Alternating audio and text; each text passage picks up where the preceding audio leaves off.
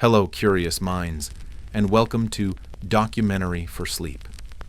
If you found your way here tonight, maybe your thoughts are still wide awake, or maybe you just need something gentle to carry you toward rest.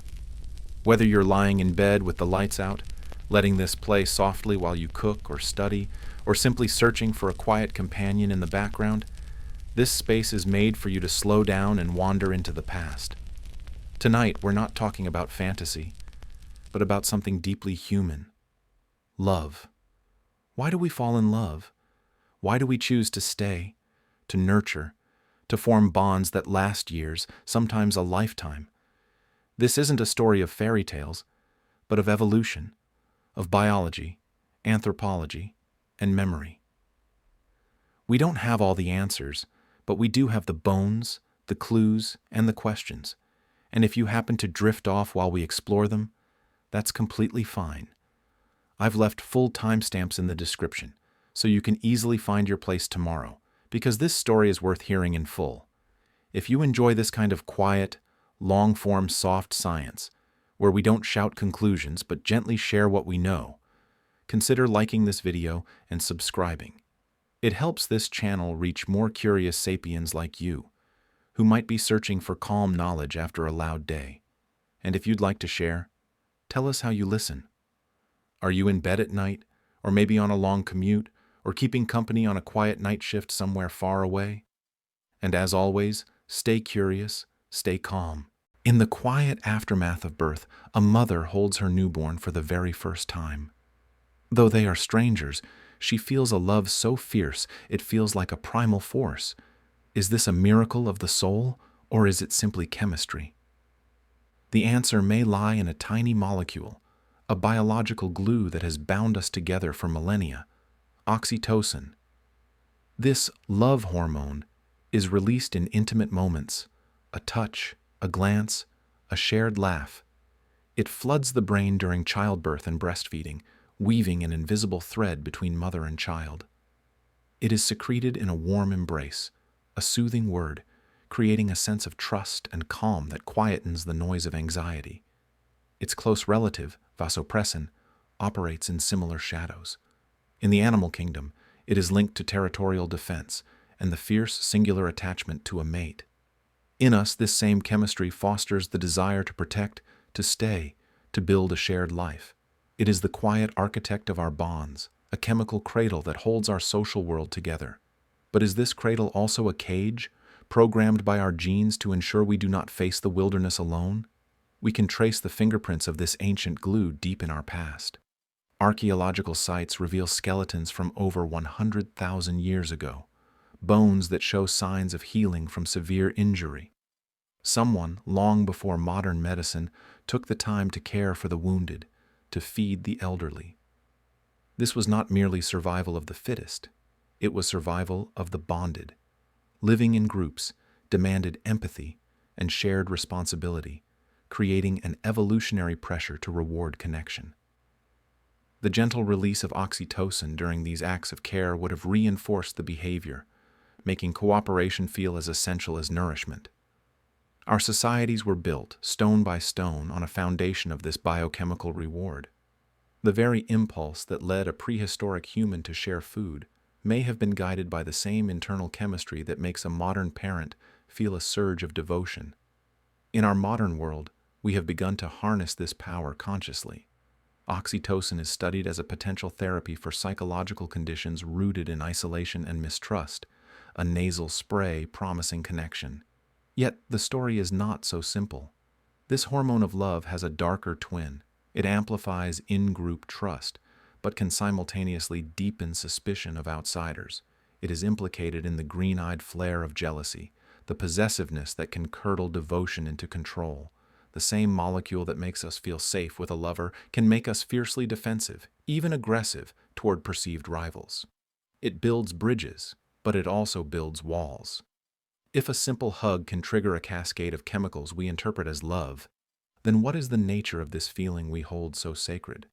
Is love itself a beautiful, necessary illusion, a trick of biology to ensure the continuation of our DNA?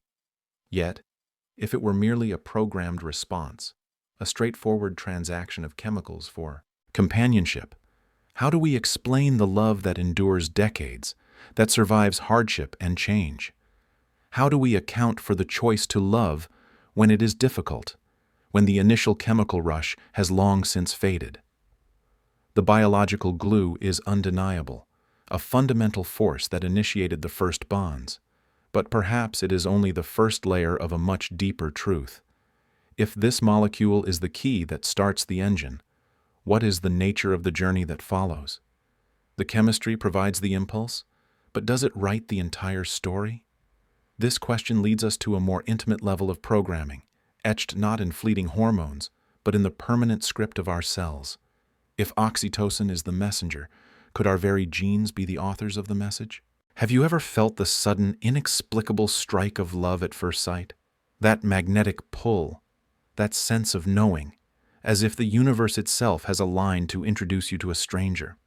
For centuries, we've called it fate, chemistry, or a trick of the light. But what if the catalyst was not in the stars, but in our very cells? What if the switch for that lightning bolt was flicked by a tiny, intricate sequence of DNA known as the AVPR1A gene?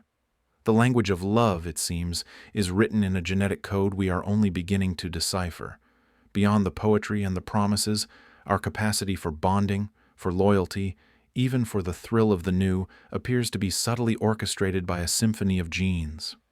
The DRD4 gene, for instance, influences our brain's response to dopamine, the chemical of reward and novelty. Certain variants can create a restless yearning for new experiences, making the quiet comforts of long-term commitment a more challenging path to tread. Meanwhile, the interplay of genes and hormones like oxytocin and vasopressin crafts a unique blueprint for attachment, a biological predisposition for how we love. It's not that our feelings are predetermined, but rather that the palette of our emotional responses, the very canvas on which love is painted, is primed by our inheritance. We each enter the arena of affection with a distinct lover's profile, etched deep within our biology. This is not a modern invention. This script was written over millennia, in the dust and struggle of ancient landscapes. Our ancestors chose partners not merely by the symmetry of a face or the strength of a limb, but through a more primal, invisible sense, smell. The scent of a potential mate carried vital information about their major histocompatibility complex, MHC, a set of genes crucial to the immune system. We were drawn, often unconsciously, to those whose immunological signatures differed most from our own, a clever evolutionary strategy to produce offspring with a wider, more robust arsenal of disease resistance. The choice that felt like intuition, a deep-seated compatibility, was in part a calculated biological imperative, encoded over hundreds of thousands of years of natural selection. The cradle of love was also a workshop for survival. Today, we have traded the campfire for the smartphone, but the ancient algorithms of attraction persist in a new guise. Modern dating applications promise to find our perfect match through complex calculations, sifting through profiles based on shared interests and personality quizzes. Yet, in their quest for compatibility, they inadvertently recreate the very filters that genes and pheromones once provided. They become a digital marketplace of suitability, a technological echo of our evolutionary past. The swipe right is a startlingly efficient, if sterile, approximation of that ancient, scent-driven nod of approval. Has the search for a soulmate simply been outsourced to a server farm that mimics our deepest, oldest instincts? This revelation casts a long shadow over our most cherished ideal, free will. If our attractions are so profoundly shaped by genetic predispositions and evolutionary hangovers, then what of love's celebrated freedom? Is the feeling of choosing a partner merely an illusion, a sophisticated rationalization generated by a biological machine following its programming? Are we the authors of our love stories, or simply elegant narrators reading from a script we did not write?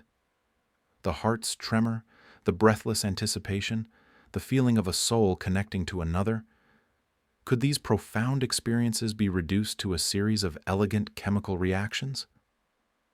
So, When we feel our hearts stir for one person and not another, shaped by forces as old as our species, a single tentative observation emerges. Perhaps the question is not whether love is free from biology, but what we choose to build upon its foundation.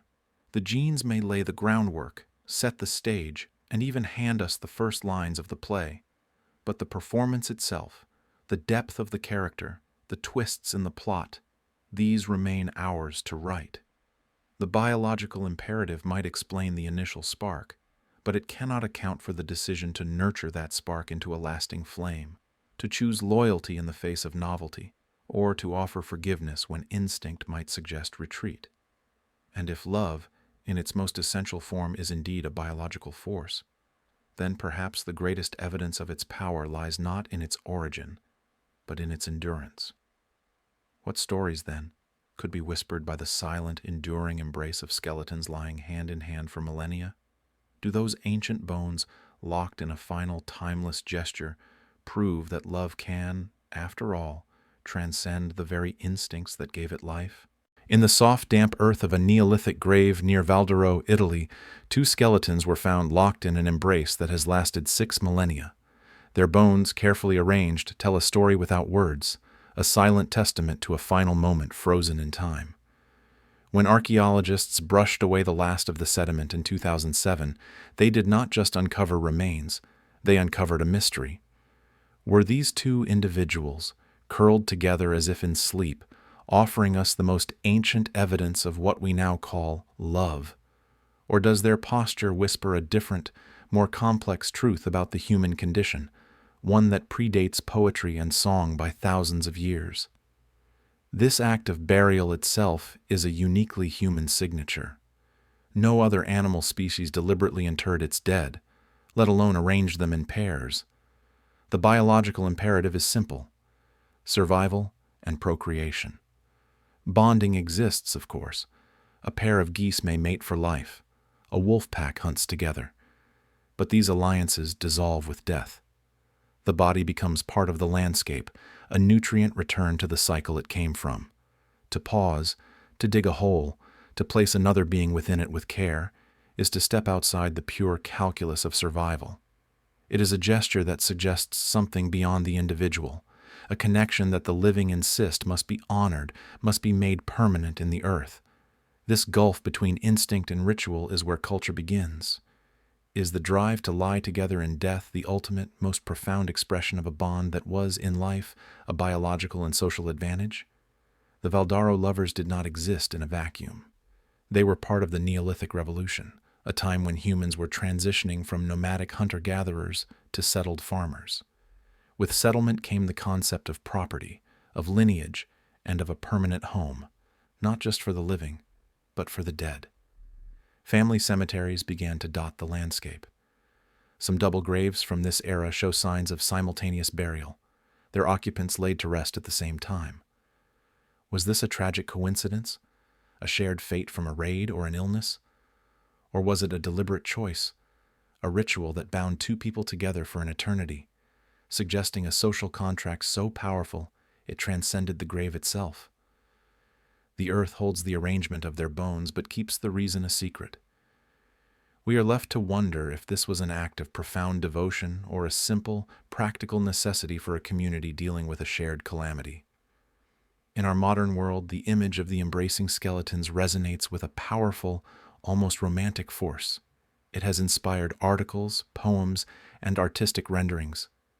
We see in their eternal hug a narrative we desperately want to believe, that love is eternal, that it can conquer even the finality of death. But is this a case of projection? Are we, with our cinematic sensibilities and yearning for timeless romance, draping a modern fantasy over a Neolithic ritual? The postures we interpret as intimate could have been, for their culture, a standard funerary practice, a symbolic gesture whose original meaning is lost to time. The very word lovers is our invention, a label that may say more about our own desires than it does about theirs. Does our need to see love in that grave reveal a universal human hunger, or does it blind us to a more alien, more pragmatic reality? A necessary counterpoint whispers from the edges of the excavation site. There is no concrete evidence, no carved inscription, no grave goods specifically symbolizing union that proves these two people felt for each other what we understand as romantic love. Perhaps they were siblings, a parent and child, or simply two important members of the community buried together for convenience or ritualistic reasons unrelated to personal affection. The embrace could have been a way to save space, or a symbolic act meant to ensure their spirits would not wander alone. The simplicity of this explanation is its own kind of profound statement about the human need for order and ritual, separate from the turbulence of emotion. So, were they lovers? The question hangs in the air, unanswerable. Yet whether born from deep affection or solemn custom, the behavior of a double burial poses a monumental question.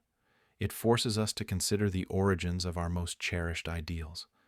Does this 6,000-year-old embrace suggest that the human heart, even in its most ancient form, had already learned the shape of a lifelong commitment? That the need to not face the darkness alone is as old as humanity itself? And if this capacity for a bond that defies death is indeed a fundamental human trait, where does it truly come from? Is the thing we call love a sublime, exclusive privilege of our species? Or is it merely an evolutionary language, a particularly sophisticated tool for survival that we have mistaken for magic? Two penguins huddle together through the endless Antarctic night, a single, shivering heart beating against the cold.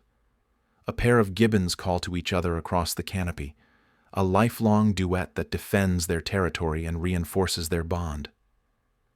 We watch these scenes, often through the softening lens of our own emotions, and we see love. We project onto them the same fierce attachment, the same tender devotion that fuels our greatest art and our most profound personal sacrifices.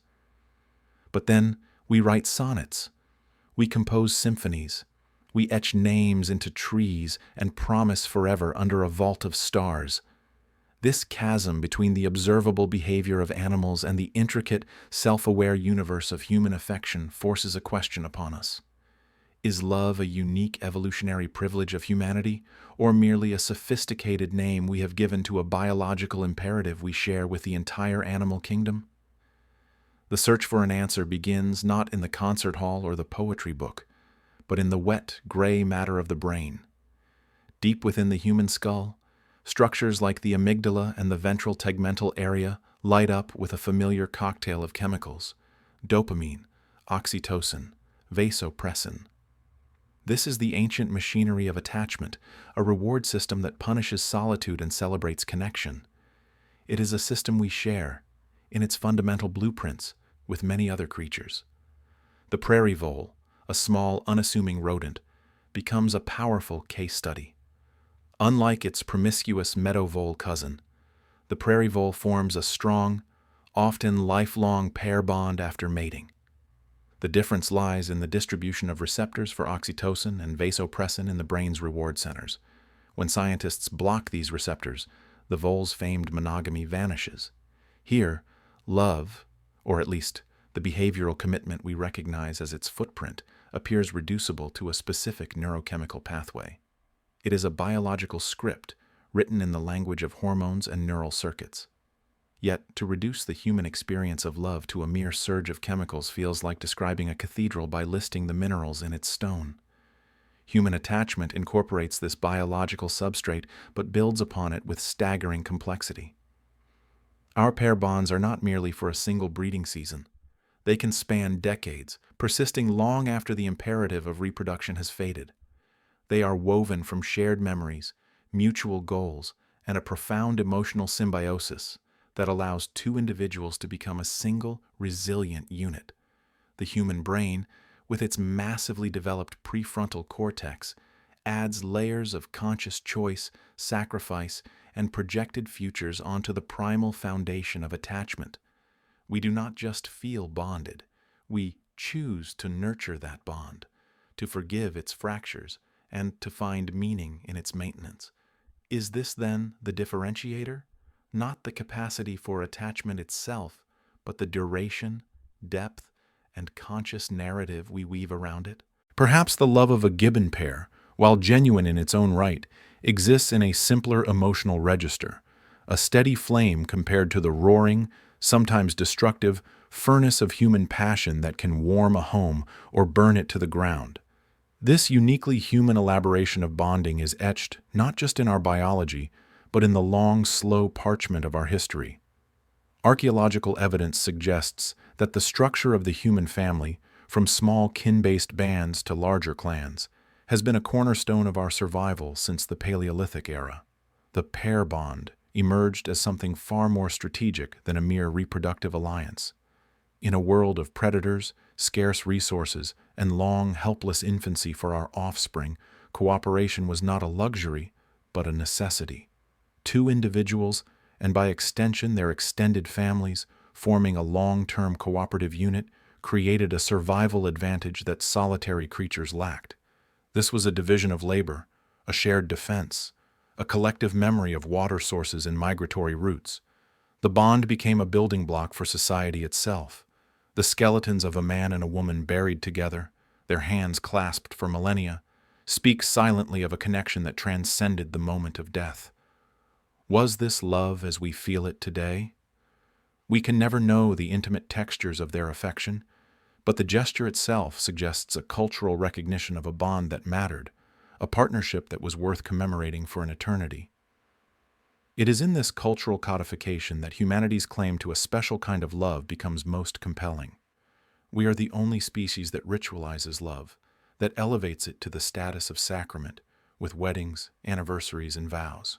We are the only animals that suffer from the specific exquisite agony of heartbreak, and then transmute that pain into blues ballads, tragic operas, and novels that make generations weep. Love becomes more than a feeling. It becomes a story we tell ourselves, a shared mythology. A dog may feel loyalty, but it does not write Wuthering Heights. A bird may duet with its mate, but it does not compose a Romeo and Juliet symphony.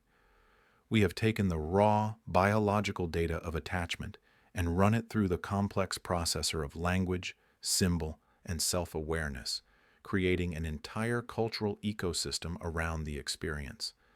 In doing so, have we created something entirely new, or have we simply built a magnificent gilded cage around the same ancient restless instinct? To assume humanity's solitary reign over the domain of love, however, is to ignore the chorus of evidence from the natural world that complicates any easy distinction. The devotion of an elephant matriarch to her herd, the complex social alliances and apparent grief observed in dolphins, the lifelong partnership of albatrosses who, after months of solitary flight across oceans, find their one partner among millions on the same remote island. These are not merely robotic responses to genetic programming. They hint at a rich inner world of social emotion. A wolf pack functions not just as a hunting party but as a family unit, with adults caring for the young and displaying affection through play and grooming. Are we so certain that the bond between a wolf and its mate is devoid of the emotional resonance we call love? Or is our definition of love hopelessly anthropocentric, blind to expressions of attachment that do not mirror our own? If love is defined by self-sacrifice, what of the mother octopus who starves herself to death guarding her eggs? If it is defined by lasting connection, what of the parrot that mourns the loss of its human companion? The line we draw between instinct and emotion begins to blur, revealing itself as a construct of our own pride. So, where does this leave our initial question?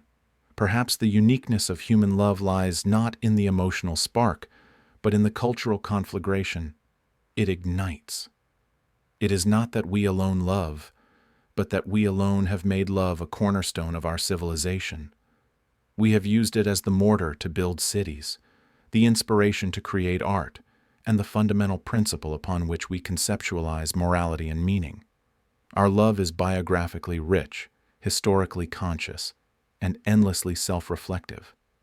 It is a force that can be directed, questioned, celebrated, and feared. But this very power forces a final, more primal inquiry. In the brutal arithmetic of survival, in the wild, or in the equally merciless jungles of our own prehistory, was such a deep, complex attachment, a vulnerability. To care for another more than oneself is to create a fatal weakness for a predator to exploit. To grieve a loss so deeply that it paralyzes you is a luxury that a harsh environment cannot afford. Yet our species not only survived, but came to dominate the planet. This suggests that the benefits of deep social bonding, the cooperation, the shared knowledge, the collective defense, must have outweighed the colossal risks. The love that could break a heart also built the tribe that protected it. It was a gamble of evolution, a dangerous investment in interconnection that, against the odds, paid an unimaginable dividend. And so, we are left not with an answer, but with a deeper, more unsettling paradox. If love is indeed a universal thread in the tapestry of life, then our human experience is its most elaborate and conscious pattern. But as we stand atop the evolutionary ladder, surrounded by the artifacts of our affection, we must wonder, does this profound capacity, which feels so much like our highest purpose, also contain the seeds of our greatest fragility? In the quiet after the symphony has ended and the last page of the poem is turned, we are left with the same two penguins in the storm and a question that hangs in the frozen air. Is the very thing that makes us feel most human also a subtle, beautiful, and necessary flaw in the design of a ruthless world? Imagine the weight of a hand axe, cool and solid in your palm. The air is thick with the scent of damp earth and distant rain. Every shadow cast by the savanna grass could be hiding a predator, every rustle a potential threat. You are a hunter, a gatherer, a Homo erectus living 1.5 million years ago. Your world is defined by a single, relentless imperative: survive until tomorrow. In this theater of survival, where every calorie is counted and every moment of inattention could be your last, is there room for something as seemingly extravagant as love? Does the heart have a place in the wild? The question itself feels almost absurd, a luxury of our modern insulated age. Yet, if we listen closely to the whispers carried in our very blood, we might hear a different story. It begins not with sonnets or grand gestures, but deep within the ancient chemistry of the body. The need for a pair bond, for a dedicated partner, may be one of the most sophisticated survival strategies ever evolved. For a female carrying a child, a process that renders her vulnerable for months, a reliable partner could mean the difference between life and death. He is a sentinel against danger, a provider of precious protein when resources are scarce. For the offspring, the benefits are even more profound. A human infant is born spectacularly premature, a helpless creature requiring years of intense care. 2 sets of eyes, 2 sets of hands, dramatically increase the chances that this demanding investment will reach adulthood. This biological alliance is cemented by a powerful internal pharmacy. The nervous system, constantly humming with the stress of a dangerous world, can find a rare calm in the presence of a bonded partner. The release of oxytocin, the so-called bonding hormone, during touch and intimacy, acts as a potent antidote to the corrosive effects of cortisol, the stress hormone. It's a physiological peace treaty. This isn't about fleeting passion, it's about homeostasis. The presence of a mate helps regulate the internal environment, creating a small pocket of stability in a world of chaos. Could it be that the warm, secure feeling we call love was, in its most primordial form, simply the sensation of a successful survival pact? A quiet signal from the body that, for now, the odds have slightly improved? The fossil record offers tantalizing silent clues that this theory is more than just speculation. We find skeletons, like the famous remains of the Old Man of Shanidar, a Neanderthal who lived tens of thousands of years ago. His body showed signs of severe disabilities: a withered arm, blindness in one eye, and a crippling limp. He could not have survived alone. His longevity was a testament to the care of his community, a web of relationships that almost certainly included a core pair bond. Among early Homo sapiens, evidence of cooperative hunting and complex social structures suggests that the pair was not an isolated unit, but the fundamental building block of a larger tribe. The division of labor, men hunting large game, women gathering plants and tending to the hearth, wasn't just efficient, it was a form of mutualism. The pair bond was the original startup, a strategic alliance where shared resources and shared risks led to a greater payoff for both. The love between them, then, might have been the emotional glue that held this vital economic and social contract together. This ancient blueprint is still visible, like a watermark, on the parchment of our modern lives. We may no longer fear saber-toothed cats, but we navigate a jungle of different perils: economic uncertainty, social isolation, the relentless pressure of a fast-paced world. When we choose a partner today, the criteria we list: someone I can depend on, a good parent, my best friend, are echoes of that ancient need for a reliable ally. The grand wedding, the shared home, the joint bank account, beneath the layer of romance, these are sophisticated versions of a survival pact. Marriage, in its most pragmatic light, is a risk management strategy for the human condition. The feeling of safety we seek in another's arms is the modern equivalent of a guarded cave, a shared fire pushing back against the cold darkness of the world. Have we simply dressed our deepest biological imperatives in the finery of poetry? But this neat narrative of survival through togetherness demands a counterpoint. The wild is not always kind to couples. What of the solitary hunter, unencumbered by a partner or crying children? Wouldn't such an individual be faster, more adaptable, able to range further, and take risks that a bonded pair would wisely avoid? In a time of sudden famine or when tracking a migratory herd, the ability to move light and move fast could be the ultimate advantage. The lone wolf, while perhaps more vulnerable to a single misstep, is also free from the burdens of divided attention and shared resources. Perhaps love, with its inherent vulnerabilities, the grief of loss, the distraction of worry, is not a strength but a catastrophic liability in a truly merciless world. Is commitment a clever adaptation, or is it a beautiful, dangerous gamble that only a species with a burgeoning intelligence would dare to make? The truth likely lies not in choosing one side over the other, but in holding the tension between them. Perhaps love did not emerge in spite of the wild, but because of it. It was the wild's very harshness that made collaboration not just desirable, but essential. The initial spark may have been pragmatic, a simple calculation of increased odds, but from that pragmatic seed, something unexpected grew.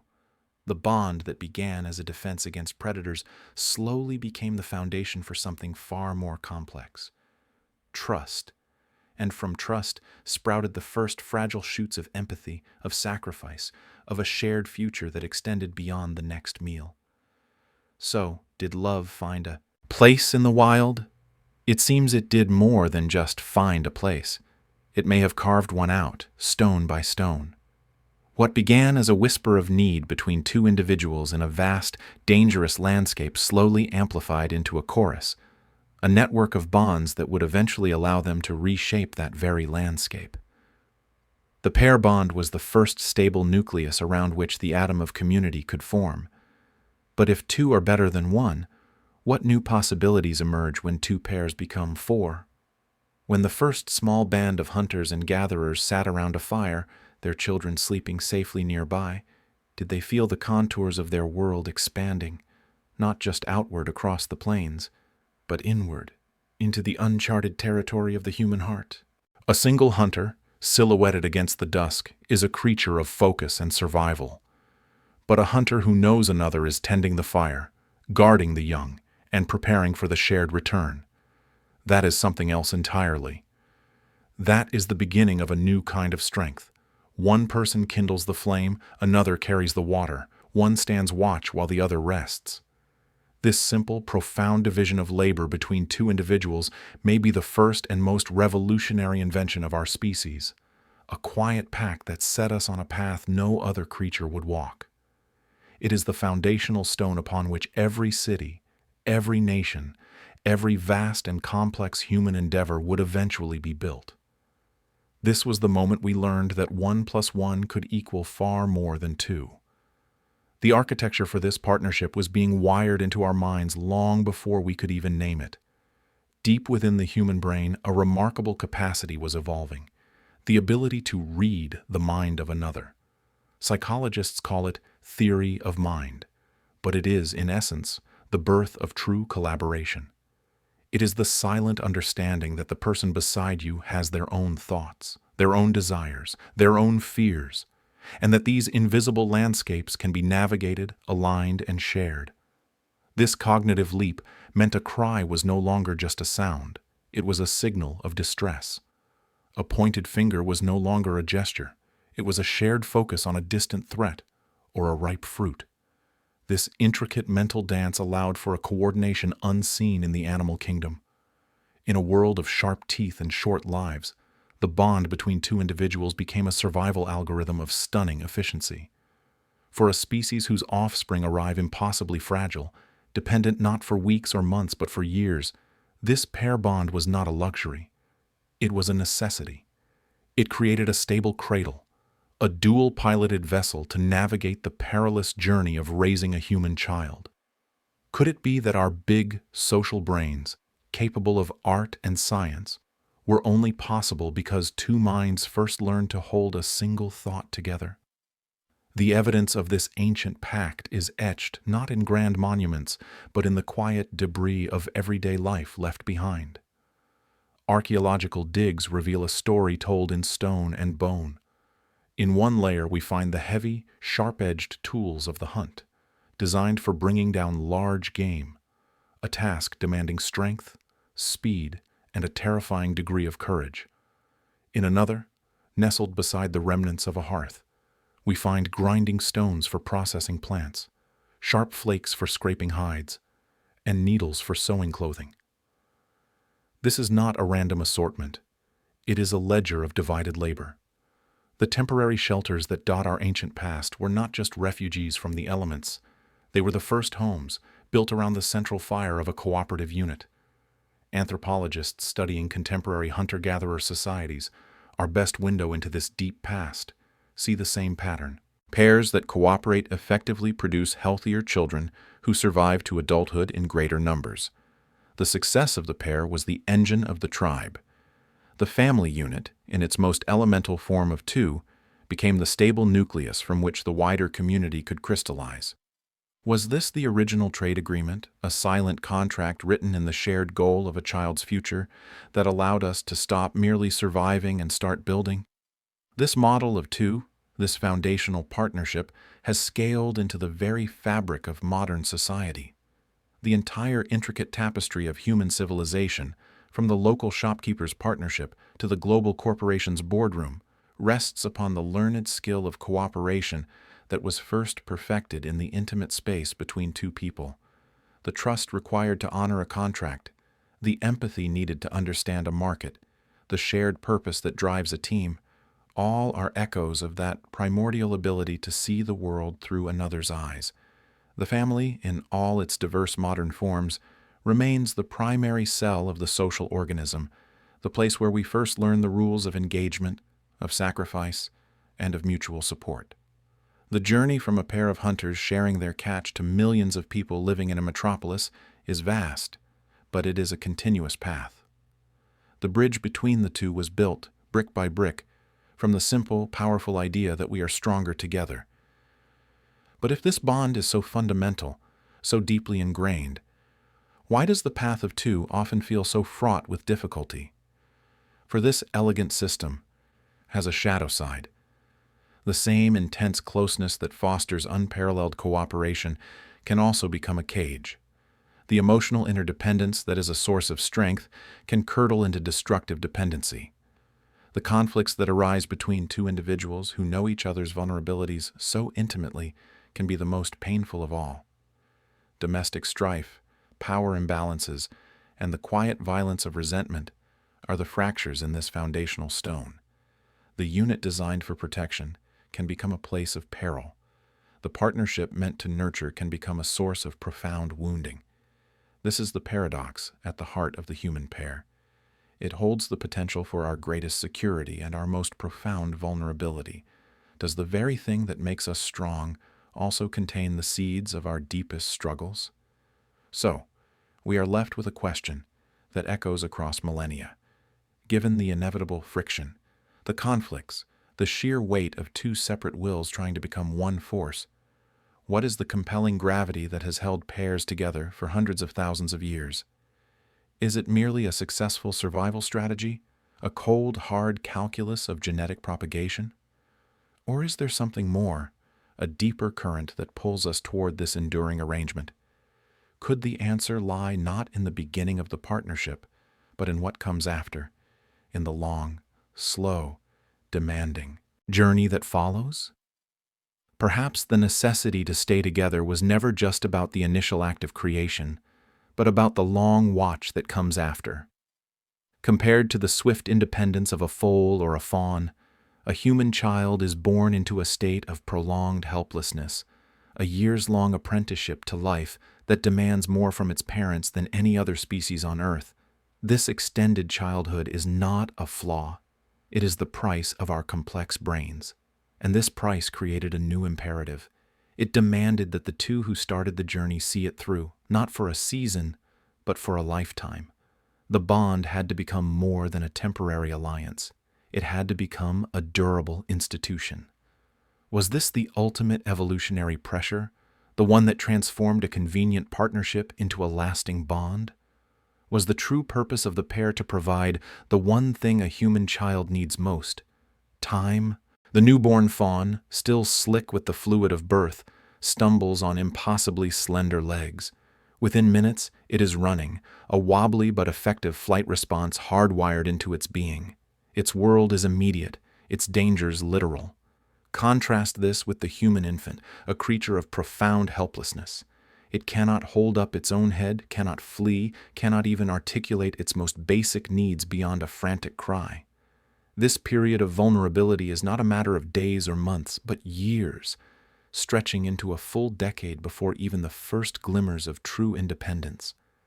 The question then hangs in the air, as palpable as the first chill of winter. Who will care for this fragile being? The answer, written not in stone but in the very fabric of our biology and our bones, points not to a solitary guardian, but to a web of enduring commitment. This is the story of long-term attachment, not as a social construct, but as the wisest, most profound survival strategy our species has ever devised. The human brain is an anomaly in the natural world. It is born remarkably unfinished, a universe of potential waiting to be wired. This delayed development is our greatest evolutionary gamble.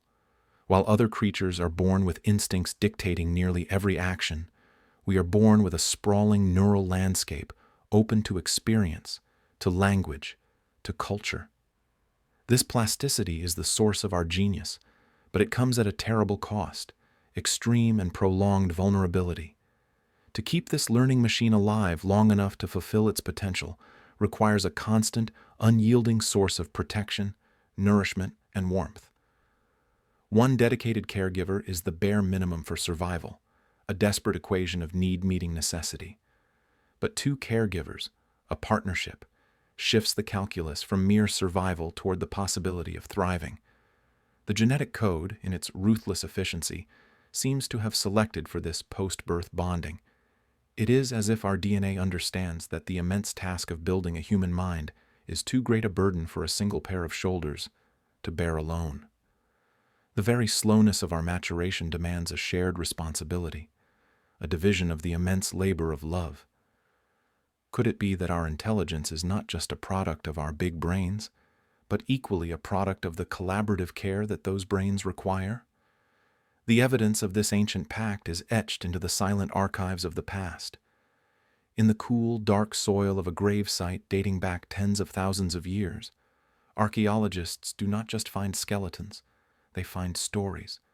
The burial of an adult male, his arm curled around the small, fragile bones of a child, with a woman buried close by, her hands placed near stone tools and the remnants of gathered plants.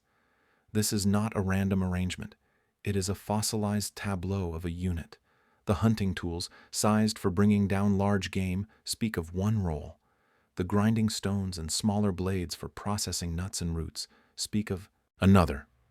Together, they hint at a complementary economy of effort, a flow of resources into the heart of a family. It was never just the mother. The grandmother, her own reproductive years behind her, became a reservoir of knowledge and practical aid, freeing the mother to bear more children. The father, by providing protein and protection, increased the odds that his genetic legacy would endure. This was the original collaborative project, a silent agreement sealed not with words, but with shared labor and the common goal of seeing the next generation reach an age where they too could make such promises. What whispers of devotion and daily struggle are lost to us, spoken only in the language of arranged stones and carefully placed bones. In the dizzying complexity of the modern world, this ancient strategy has not become obsolete. It has been magnified. The partnership required to raise a child is no longer measured in the few years it takes to ward off predators and starvation. It now spans at least 18 years, a long apprenticeship for life in a society built on abstract rules, digital networks, and specialized knowledge. Two parents must now collaborate on a project far more intricate than hunting and gathering, navigating school systems, soothing social anxieties, instilling values, and modeling how to build a life. In this light, romantic love between partners reveals itself as something more than a fleeting passion or a personal fulfillment. Could it be, on one level, be the very operating system for this protracted nurturing system? The emotional bond, the fierce protectiveness, the deep-seated affection, these are the psychological forces that glue two people together long enough to see the marathon through. It is the fuel that sustains the effort through sleepless nights, teenage rebellions, and financial pressures. The partnership is the cradle, and love is the subtle, often tested, force that keeps it from breaking apart. But is love, in its fiery, unpredictable glory, a stable enough foundation for such a utilitarian purpose? A valid challenge arises from the natural world. Look at the seahorse, where the male carries the fertilized eggs in his pouch, a living incubator sharing the physical burden of creation. Or the emperor penguin, the male steadfastly balancing an egg on his feet through the brutal darkness of the Antarctic winter, while the female journeys across the ice to replenish herself. These creatures exemplify shared parenting at its most extreme and selfless. They cooperate flawlessly, a synchronized dance of survival. Yet, do we imagine they feel love? Theirs is a bond of pure instinct, a perfect biological program executed without the complications of sentiment or choice. They do not need to choose to stay. Their programming dictates it. This contrast forces a question about the human condition. If our goal is simply the successful raising of offspring, why did evolution burden us with the turbulent, often irrational engine of romantic love? Why not a simpler, more reliable instinct? The penguin's partnership is efficient, but is it a home? Perhaps the answer lies not just in the need for two bodies, but in the need for a world. The human child requires more than food and safety. It requires a universe of meaning, a tapestry of stories, a set of values. This is not something that can be provided by a single isolated caregiver. It requires the subtle interplay of different perspectives, the friction and harmony of two personalities, the model of a relationship itself. The partnership creates a microculture, a small society that is the child's first and most important classroom. The love between the parents, then, is not just the glue for the partnership, but also a primary lesson plan. It teaches, however imperfectly, about connection, compromise, and care. The fawn runs so it does not need a teacher. The human infant, in its prolonged helplessness, needs everything. So the question is not merely whether two parents are better than one. The deeper, more unsettling question is, what kind of world must we build around a child to make its long dependency not a liability, but its greatest strength? What is the architecture of that world, and when did we first begin to lay its foundations, from the cave to the rooftop, when humanity began to build a nest? The emergence of a fixed living space helped cement long-term relationships, much like sparrows building a nest to raise their young. Does a lasting bond, then, require not just a promise between two people, but walls to hold it? The sparrow weaves its nest from twigs and grass, a fragile cup against the infinite sky, a shelter for the fragile lives it will nurture. It is an instinct as old as the hills, this drive to create a space of safety. For us, the human animal, the impulse is the same. Yet the result is something else entirely. We have transformed the cave into a cottage, the hearth into a home. But was this great architectural leap driven merely by the need for shelter from the storm? Or was there another, more profound architect at work? Was it perhaps for love? The biological imperative is the first layer of this story, written deep in the helix of our DNA. The nesting instinct is not ours alone. It echoes through the animal kingdom, from the intricate mounds of the bowerbird to the submerged lodges of the beaver. For our species, however, this instinct became entangled with a unique and powerful set of behaviors. It fused with pair bonding, that mysterious glue that holds two individuals together beyond a single season. The establishment of a territory, the fixation on a specific place, was not just about claiming resources. It was about creating a stage for the slow, demanding drama of raising human young. Our offspring are born remarkably helpless, their childhood stretching out for years, a period of vulnerability that demands unparalleled stability. The act of building a home, of marking a space as ours, became a biological strategy of the highest order. It was the cradle, quite literally, that allowed for the development of the complex brain, the very organ that would one day ponder the meaning of the cradle itself. To anchor oneself to a place was to strengthen the emotional anchor between individuals, weaving a bond of shared responsibility and shared future in the very walls they built together. Could it be that love in its earliest form was simply the most efficient survival algorithm nature ever devised? This biological whisper became a cultural shout with the dawn of settled life.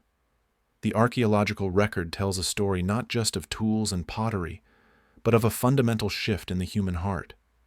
During the Neolithic Revolution, as we transitioned from nomadic hunter-gatherers to farmers rooted to the land, the very concept of place was born. The first permanent dwellings, mud brick houses, villages encircled by fences, were more than just shelters from the elements.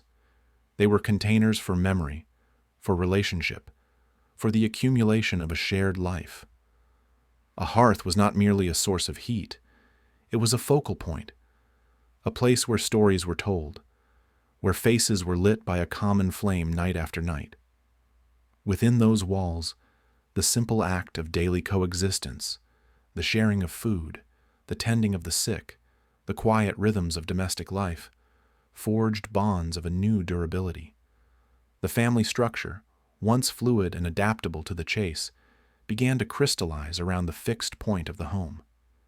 It was in this new, stationary world that affection could deepen into something more lasting, where the investment in a shared space became an investment in a shared emotional landscape. The house became the physical manifestation of a promise, a tangible we standing against the vagaries of the world. Does the longevity of love, then, find its roots not in a fleeting feeling, but in the patient, daily architecture of a shared existence? In our modern world, the symbolism of the home as the seat of love has only intensified, even as its form has changed beyond recognition. The apartment in the sky, the suburban house with its manicured lawn, these are the contemporary caves we retreat to. They remain the primary stage for the milestones of a romantic life. The first cohabitation, the wedding night, the raising of a family.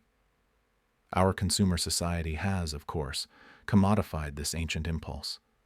Home ownership is sold not just as a financial investment, but as the ultimate testament to a successful partnership, a visible proof of love's stability and prosperity. We speak of building a life together, and the phrase is both metaphor and literal truth. The choice of paint colors, the arrangement of furniture, the slow accumulation of photographs on the mantelpiece, these are the trivial, yet deeply significant rituals that continually reaffirm the bond. The home is the private universe a couple creates, a sanctuary from the public sphere, a place where the masks can come off. It is the repository of inside jokes and private languages, the walls imbued with the echoes of laughter and whispered secrets. In an age of relentless motion, isn't the desire for a fixed point, a place to love and be loved, a more radical act than ever? Yet for all its symbolic power, the roof offers no guarantee. The same walls that shelter can become a prison. The shared space that once promised freedom can generate a suffocating pressure. Not all who share a home share a heart. The commitment to a place can sometimes outlive the commitment to a person, creating a hollowed-out shell where routine replaces passion and coexistence becomes a quiet, desperate parallel play. The nesting instinct, so powerful in its initial pull, can curdle into a sense of entrapment. The very stability that nurtures love can also stifle it, as the weight of mortgage payments, chores, and the mundane can eclipse the grander narrative that first brought two people together. Can a structure built for permanence withstand the inevitable earthquakes of change that ripple through any human life? Does the investment in brick and mortar sometimes blind us to the decaying foundations of the relationship it was meant to protect? And so we are left with a paradox. We have built these elaborate permanent nests, investing immense energy into creating homes designed for lifelong partnerships in a world where lifelong happiness is never assured. The sparrow's nest is abandoned at the end of the season, a temporary structure for a temporary need. Yet, amidst the countless species that come together for procreation and then part ways, why do we, humanity, stubbornly insist on not leaving? What is this peculiar gravity that holds us in orbit around another soul, long after the biological imperative has been fulfilled? If the home is the theater for this enduring drama, then what is the nature of the force that compels us to stay in the audience and on the stage for a lifetime? What is it, then, that flickers within a human bond that is absent from the seasonal partnerships of the animal world, a flame persistent enough to make a house into a home for decades, and not just a single season? Across the planet, in the rustling canopies and on the sweeping savannas, life follows a rhythm written in DNA. Thousands of species mate, reproduce, and ensure the continuation of their genetic lines. It is a dance of instinct, elegant and efficient. But only one species writes love songs that ache with longing, makes promises that span decades, and feels a grief so profound at a relationship's end that the very world seems to lose its color. We build cathedrals for our weddings and compose symphonies for our heartbreaks. What alchemy of biology and consciousness transforms the basic impulse to procreate into the vast, complicated universe of human love? Is it a difference of kind, or merely one of staggering degree? The story begins not in the heart, but in the deep, ancient chemistry of the brain. For the majority of the animal kingdom, reproduction is a seasonal affair, a brief, intense convergence of instinct. The goal is singular: successful genetic transfer. Once achieved, the bond, if it existed at all, often dissolves. The participants move on, driven by the next imperative. For humans, however, the narrative extends far beyond the act of conception. Our brains are wired for something more. When we form a deep connection, a complex cocktail of neurochemicals floods our system. Dopamine, the molecule of craving and reward, paints the beloved with an irresistible sheen, making their presence a prize and their absence an agony. But it is oxytocin, the so-called cuddle hormone, that acts as the biological mortar for long-term attachment. Released through touch, gaze, and intimacy, it forges a sense of safety and bonding, not just between mother and infant, but between partners. This neurological machinery suggests that our propensity to pair up is more than a social construct. It is etched into our very physiology. The brain's reward center lights up not just for the thrill of the new, but for the profound comfort of the familiar. Could it be that love, in its human form, is simply our conscious experience of this potent, survival-driven biochemical recipe? Are we merely prisoners of a beautiful, self-perpetuating addiction designed to keep us together long enough to raise our exceptionally vulnerable young? If our biology hints at a predisposition for pairing, the silent testimony of the earth offers tangible proof. Archaeology provides glimpses into intimacies stretching back millennia. We find graves, not of solitary individuals, but of couples, buried together, their skeletons often curled towards one another in a final, eternal embrace. In the remnants of ancient dwellings, we see evidence of shared spaces built for the long term, hearths that warmed more than one generation, tools that suggest a division of labor that benefited a unit. This stands in stark contrast to the archaeological record of other species, which typically shows individual nesting sites. The human pattern points toward a strategy of cooperation, mutual investment in a shared future that included the protracted and demanding task of raising human offspring. This was not a fleeting encounter, it was a partnership. The bones and stones whisper of a choice to face a harsh world not alone, but with a chosen other. Does this ancient collaboration form the bedrock upon which the modern, complex edifice of love was eventually built? Is commitment itself an artifact, one of our most enduring and successful inventions? This impulse to formalize the bond has only intensified with time, evolving into the intricate social architectures of the modern world. Today, we weave our biological and archaeological inheritances into a rich tapestry of law, ritual, and shared narrative. We create institutions like marriage, which are, at their core, public and legal promises of enduring support. We intertwine our lives through shared property, shared finances, and a shared identity as a family unit. We speak of soulmates, and other halves, narratives that elevate the partnership to a cosmic necessity. The raising of children becomes a profoundly collaborative project, a decades-long investment of resources and emotion from both parents, an endeavor almost unheard of in the rest of the animal kingdom. In these complex social structures, we see the flowering of that ancient seed, the transformation of a biological bond into a cultural cornerstone. Love becomes not just a feeling, but a verb, an active and daily choice reinforced by the very society we have built. But in constructing these elaborate fortresses around our relationships, have we moved closer to the true essence of connection? Or have we simply built a cage of expectations around a wild and fragile flame? Yet, just as we begin to feel unique in our capacity for lasting love, nature offers a quiet, complicating counterpoint.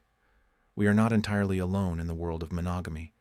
The seahorse, a creature of mythic grace, pairs for life, engaging in daily dances of reconnection.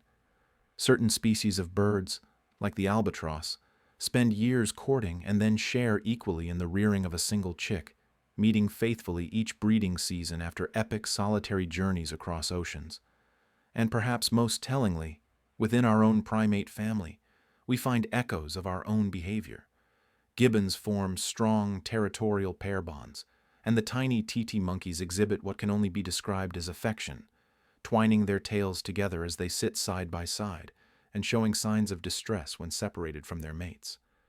Observing these creatures forces a humbling question. If the potential for long-term pairing exists elsewhere, is human love truly a magnificent anomaly? Or is it merely the most self-aware, richly articulated expression of a bonding strategy that evolution has discovered multiple times? Is our experience of love a brilliant, singular symphony, or are we just one voice in a vast ancient chorus we are only beginning to hear? But if the capacity for partnership is woven into the fabric of our evolutionary family, then where, in the tangled branches of the primate tree, did the first spark of this particular connection ignite? What can the quiet, devoted bonds of our closest animal relatives reveal about the deep ancestral roots of our own heart's most cherished commitments? In the dappled twilight of a South American rainforest, a pair of titi monkeys sit entwined on a high branch. Their long, soft tails are woven together, a silent, living tapestry of connection. For hours, they remain this way, grooming each other with meticulous care, their soft chirps a private language against the jungle's chorus. Half a world away, in the misty canopies of Southeast Asia, the haunting, melodic duet of a gibbon pair echoes through the valleys. This is not a fleeting courtship. It is a bond declared daily, a partnership that often lasts a lifetime. Observing these scenes, a quiet, profound question begins to stir. What if the intricate architecture of love, the devotion, the shared burdens, the deep, abiding comfort of a chosen other, is not a uniquely human invention? What if the roots of our most cherished emotions are buried deep in the ancient soil of our family tree, a legacy we share with our primate cousins? The biology of these bonds reveals a startling familiarity. In the tiny brain of a titi monkey, a powerful chemical story unfolds. When one monkey looks upon its lifelong partner, the brain's reward centers, those same neural pathways that light up in a human brain when seeing a loved one, flood with activity. This is accompanied by a surge of oxytocin, the so-called bonding hormone, a molecule as crucial for primate pair bonding as it is for a human mother nursing her child. The embrace of a titi monkey is not merely instinct. It is a chemical conversation of attachment and reward. We see, too, the shadow side of this attachment. A male titi monkey will display clear signs of agitation, increased heart rate, aggressive posturing, if an unfamiliar male approaches his mate. This is not simple territoriality. It is a complex emotion we recognize instantly as jealousy. In other species, like the patient marmosets, fathers carry infants on their backs, handing them to the mother only for feeding, a shared parental investment that echoes the modern human ideal of co-parenting. The scaffolding of a family, the protection of a home, the raising of young, the fierce, sometimes possessive loyalty to a partner, is all there, written in the language of neurons and hormones. It begs the question, if the biological hardware for love and jealousy is so deeply conserved, are our feelings truly our own, or are we playing out an ancient, primal script? To understand the depth of this script, we must journey back through the silent epochs of prehistory. The fossil record offers no direct evidence of tender moments or broken hearts. But by studying the social structures of our closest living relatives, the chimpanzees, bonobos, and the pair-bonding primates, we can make educated inferences about our common ancestors. Some 20 million years ago, a small tree-dwelling primate navigated a world dense with danger and opportunity.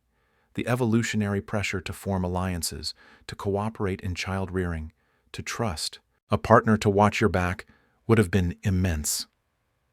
The emergence of pair bonding was likely not a sudden romantic revolution, but a slow, pragmatic adaptation. A male who stayed to protect his offspring increased their chances of survival. A female who could secure a reliable provider and protector gained a crucial advantage.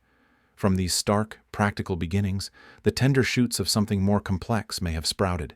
The emotional capacity for connection, forged in the crucible of survival, became a permanent feature of our lineage. Could it be that the first flicker of what we now call love was kindled not in a poet's heart, but in the strategic calculus of survival, a silent pact between two creatures in a vast, unforgiving world? This ancient inheritance manifests vividly in the modern human experience. Our relationships, for all their cultural complexity, often follow a primal rhythm of attachment, crisis, and reconnection that would be familiar to our primate relatives. The desperate cling of an anxious partner, the simmering resentment of a neglected one, the profound comfort of reconciliation. These are the human expressions of deep-seated biological drives. In fact, some modern relationship therapies have begun to look explicitly to the animal kingdom for insight. They use examples from primate behavior to explain the dynamics of pursuit and withdrawal, the triggers of jealousy, and the powerful, calming effect of physical touch and grooming, translated into human terms as affectionate contact. Seeing our own struggles reflected in the lives of monkeys and apes can be strangely liberating. It suggests that the turbulence we often pathologize is, in part, a natural, evolved aspect of bonding. The challenge, then, is not to eliminate these ancient echoes, but to understand their source. If the urge to hold on tightly is written into our DNA, can true freedom in love be found in denying this impulse, or in consciously choosing when to heed it and when to let it go? Yet, a crucial distinction must be made, a counterpoint to this narrative of continuity. To label a gibbon pair as monogamous or a Tahiti monkey as faithful is to project a human moral framework onto a fundamentally different existence. For many of these animals, their bond is inextricably linked to reproductive success. It is a seasonal commitment, a biological strategy that may last only as long as the offspring are vulnerable. The human concept of love, particularly the ideal of lifelong romantic love, is a vastly more complex construct. We have layered it with art, poetry, religion, and law. We strive for a bond that transcends reproduction, one that provides meaning, companionship, and spiritual sustenance long after the child-rearing years have passed. The animal bond is a brilliant, efficient adaptation. Human love aspires to be a work of art. So, where does the divergence begin?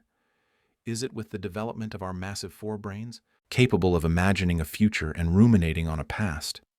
Is it with the emergence of language, which allowed us to make promises, to weave shared narratives, to say forever? This leaves us at the edge of a deeper mystery, peering into the human heart. We have inherited the biological cradle of attachment from our primate kin, the oxytocin, the reward circuits, the protective instincts, but we have built something unprecedented upon it.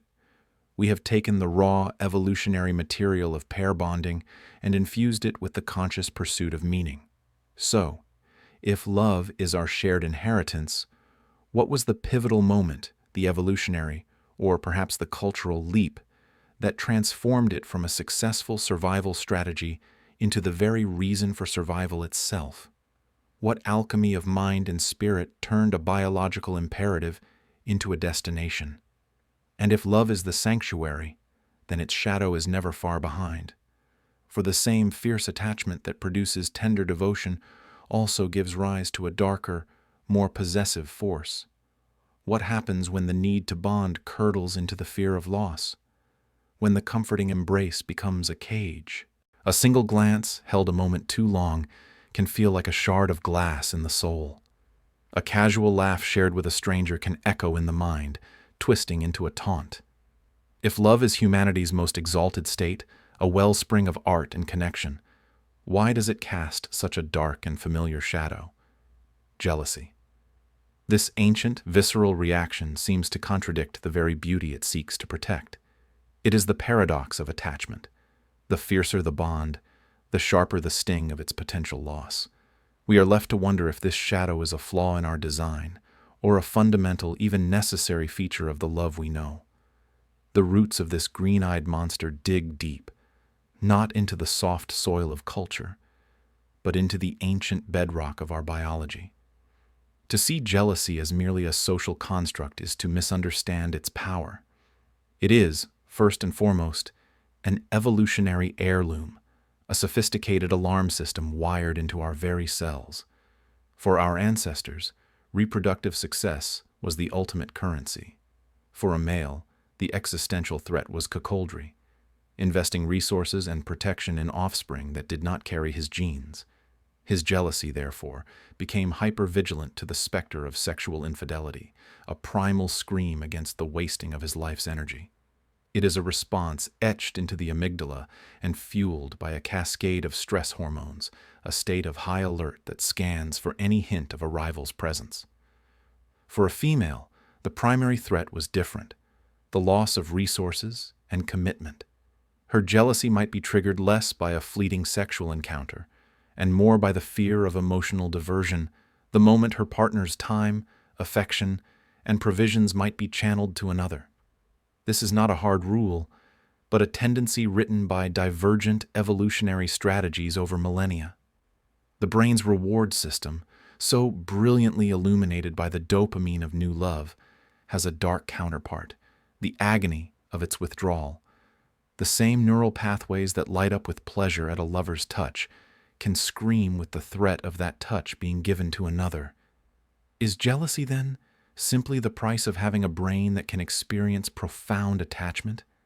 Is the capacity for this particular pain the unavoidable tax on the gift of bonding? If biology provided the raw impulse, archaeology and history built the cages meant to contain it. As humans coalesced into tribes and civilizations, the volatile energy of jealousy became a problem of social order. It was a private emotion with public consequences, capable of sparking blood feuds and destabilizing communities. The response was a collective effort to institutionalize it, to channel its destructive potential into controlled pathways. Ancient legal codes like that of Hammurabi dealt with adultery not as a private heartache but as a crime against property and social structure, often punishable by death. These were brutal, unequivocal laws designed to terrify the individual into conformity, making the state, or the patriarch, the ultimate arbiter of the jealous response. In this light, the strict moral codes of many religions can be seen as elaborate containers for this dangerous fire, offering a framework of sin and punishment to replace the chaos of individual vengeance. The jealous husband was, in a way, acting as an agent of a larger system, one that demanded certainty of paternity to maintain lines of inheritance and power. The architecture of ancient cities, with their secluded women's quarters, and the folklore of every culture, brimming with tales of betrayed lovers and grim retribution, all speak to a long, grim battle to manage this force. We built walls, both literal and legal, around the human heart. But does building a taller wall around a wild animal make it any less wild, or does it merely amplify the fury of its eventual, inevitable roar? In our modern world, we have torn down many of those walls. We champion individual freedom, romantic choice, and gender equality. Yet the old beast remains, seemingly oblivious to our new philosophies. Jealousy is still a leading cause of intimate partner violence, a toxic undercurrent in countless relationships, and a prime mover in divorce courts worldwide. Social media, with its constant curated display of other people's lives, has become a potent new fuel for this ancient fire, offering an endless stream of potential rivals and ambiguous interactions to decipher. We now pathologize it, calling it insecurity or a sign of a toxic relationship. We try to reason with it, to talk it down with affirmations of trust. We condemn it as a primitive embarrassment, a ghost in the machine of our enlightened selves. But it persists. Its persistence suggests that it is more than a cultural artifact. It is a stubborn strand in our DNA, a deep-seated program that our conscious minds struggle to override. We have changed the world around us at a breathtaking pace, but have we changed the fundamental operating system of the heart? Or have we simply removed the old constraints, leaving the primal impulse to run amok in a landscape it was never designed to navigate? Yet, just as we think we have jealousy pinned down as an inescapable biological curse, a fascinating counter-narrative emerges. The growing visibility of consensually non-monogamous and polyamorous relationships presents a profound challenge to the assumption that jealousy is an inevitable component of love. In these frameworks, jealousy is not denied or suppressed, but rather acknowledged as a data point. It is something to be dissected, communicated, and managed, much like any other difficult emotion. For those who practice these relationship styles, the goal is not the eradication of jealousy, but the development of what some call compersion, the feeling of taking joy in a partner's joy with another. This suggests a breathtaking possibility, that while the potential for jealousy may be hardwired, its dominance may not be. It hints at a form of emotional evolution that operates on a cultural or personal level, a conscious rewiring of our responses. Perhaps jealousy is like an appendix, a functional organ in our evolutionary past that, in a new environment, can become inert or even problematic. Can we, through conscious effort and new social scripts, evolve beyond the possessive imperative? Is the capacity for love without ownership the next step in our emotional development, or is it merely a beautiful, fragile experiment against the tide of millions of years of programming? So we are left standing at a crossroads, holding two seemingly contradictory truths. One tells us that jealousy is an ancient, biological guardian of bonding, a force that has shaped our societies and our very brains. The other whispers of the possibility of a love that is expansive rather than possessive, a connection that finds its security not in exclusivity, but in the depth of its chosen bonds. This leaves us with a question that resonates far beyond the realm of romance, touching on the very nature of human freedom. Is the shadow of jealousy the undeniable proof of the light of love, an inseparable companion on the journey? Or are we, in our deepest connections, merely listening to the faint, persistent echo of a genetic imperative, mistaking the primal urge to possess for the profound desire to connect? And if we could silence that echo, what new melody of the heart might we finally hear? This tension between the biological script and the yearning for a different story leads us to another fundamental duality, another place where instinct and emotion become inextricably tangled. For if jealousy is the dark guardian of pair bonding, then what are we to make of the act that bonding is meant to organize? What happens when we consider the intricate, often confusing dance between the physical urge and the profound feeling, the dance between sex and love? For most creatures on this planet, sex is a matter of biology, a straightforward transaction dictated by the seasons and the silent, urgent ticking of the biological clock. It is a means to an end, and the end is always the same: continuation. But in the human animal, something peculiar happened. Sex slipped its evolutionary leash. It became unmoored from the strict schedule of ovulation, transforming from a seasonal imperative into a constant, whispering possibility. It began to signify something beyond mere procreation.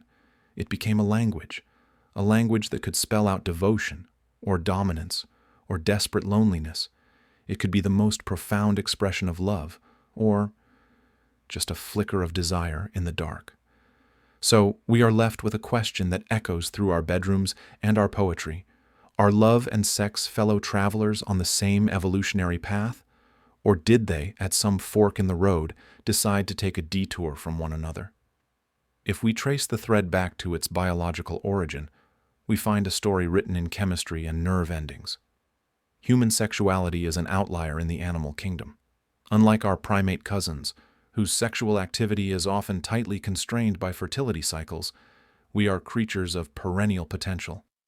This biological fact alone suggests a purpose that stretches far beyond the mechanical act of creating offspring. It hints at a social function. When two bodies come together, they initiate a silent, intricate symphony of neurochemicals. Dopamine floods the system, the same reward circuit chemical associated with gambling and achieving a long-sought goal, painting the experience with the bright hues of pleasure and craving. Then comes oxytocin, the so-called cuddle hormone, released in surges during intimacy and especially during orgasm. This is the chemical of bonding, of trust, of soft boundaries melting away. It is the glue that can fuse two separate psychological entities, if only temporarily, into a we. From a purely genetic standpoint, this chemical cocktail makes a certain cold, logical sense. For a species with exceptionally vulnerable offspring who require years of intensive care, securing a stable, cooperative partnership significantly increases the odds of a child's survival. The pleasurable, bonding nature of sex can be seen as evolution's clever incentive program, a way to ensure that two adults remain invested in each other long enough to shepherd the next generation into the world. In this light, love might be the grand, conscious narrative we build upon a foundation of primal chemical urges, a magnificent cathedral constructed over a wellspring of ancient instincts. But is that all it is? Is the feeling of profound connection, of seeing the universe in another's eyes, merely a spectacular side effect of a Darwinian strategy? Or did the chemistry simply provide the raw material for something else to emerge? To find an answer, or perhaps just a deeper layer of the question, we must look to the artifacts our ancestors left behind. Long before the first love poem was written, the first philosophical treatise debated, humanity was already grappling with the mystery of sex and connection. Deep within the echoing chambers of prehistoric caves, alongside images of the prey they hunted for survival, they painted figures of astonishing fertility, voluptuous goddesses with exaggerated hips and breasts. These were not merely pornographic doodles, they were sacred symbols, integrated into the very heart of their spiritual and communal life. On ancient pottery and in burial rituals, symbols of sexuality were intertwined with themes of life, death, and rebirth. Sex was not a hidden, shameful act, but a powerful force, as fundamental and awe-inspiring as the hunt or the changing seasons. It was recognized as a conduit to something larger than the individual, a thread connecting the community to the cycles of nature itself. This historical view suggests that, for millennia, the sexual and the spiritual, the physical and the emotional, were not the separate domains we often consider them today. They were part of a continuous whole. The act was imbued with meaning. It was a ritual that reinforced social bonds, celebrated life, and acknowledged the creative and sometimes destructive power inherent in our bodies. The separation of love and sex, the idea that one could exist in a pure form without the other, may be a much more recent and perhaps more complicated invention. Did we, in our journey toward modernity, somehow fracture a primordial unity? The modern world presents a landscape where this fracture is everywhere on display. Sex has been amplified, commodified, and analyzed to an unprecedented degree. It is the engine of vast swathes of popular culture, a tool for selling everything from cars to cologne. It is celebrated as a vital component of a healthy relationship, a language of connection in an increasingly disconnected world. Yet, in this very same world, sex is also a primary source of betrayal, jealousy, and profound heartbreak. It can be the glue that seals a lifelong bond, or the acid that dissolves it. We see couples whose love seems deepened and animated by a vibrant sexual connection, and we see others for whom sex has become a battleground of mismatched desires or a hollow routine. It can feel like an authentic expression of love, or it can be a masterful forgery, a convincing performance that tricks the brain's own chemistry into feeling a connection that isn't really there. This duality forces a difficult, almost heretical question into the light. What if love and sex are not destined to be eternal companions?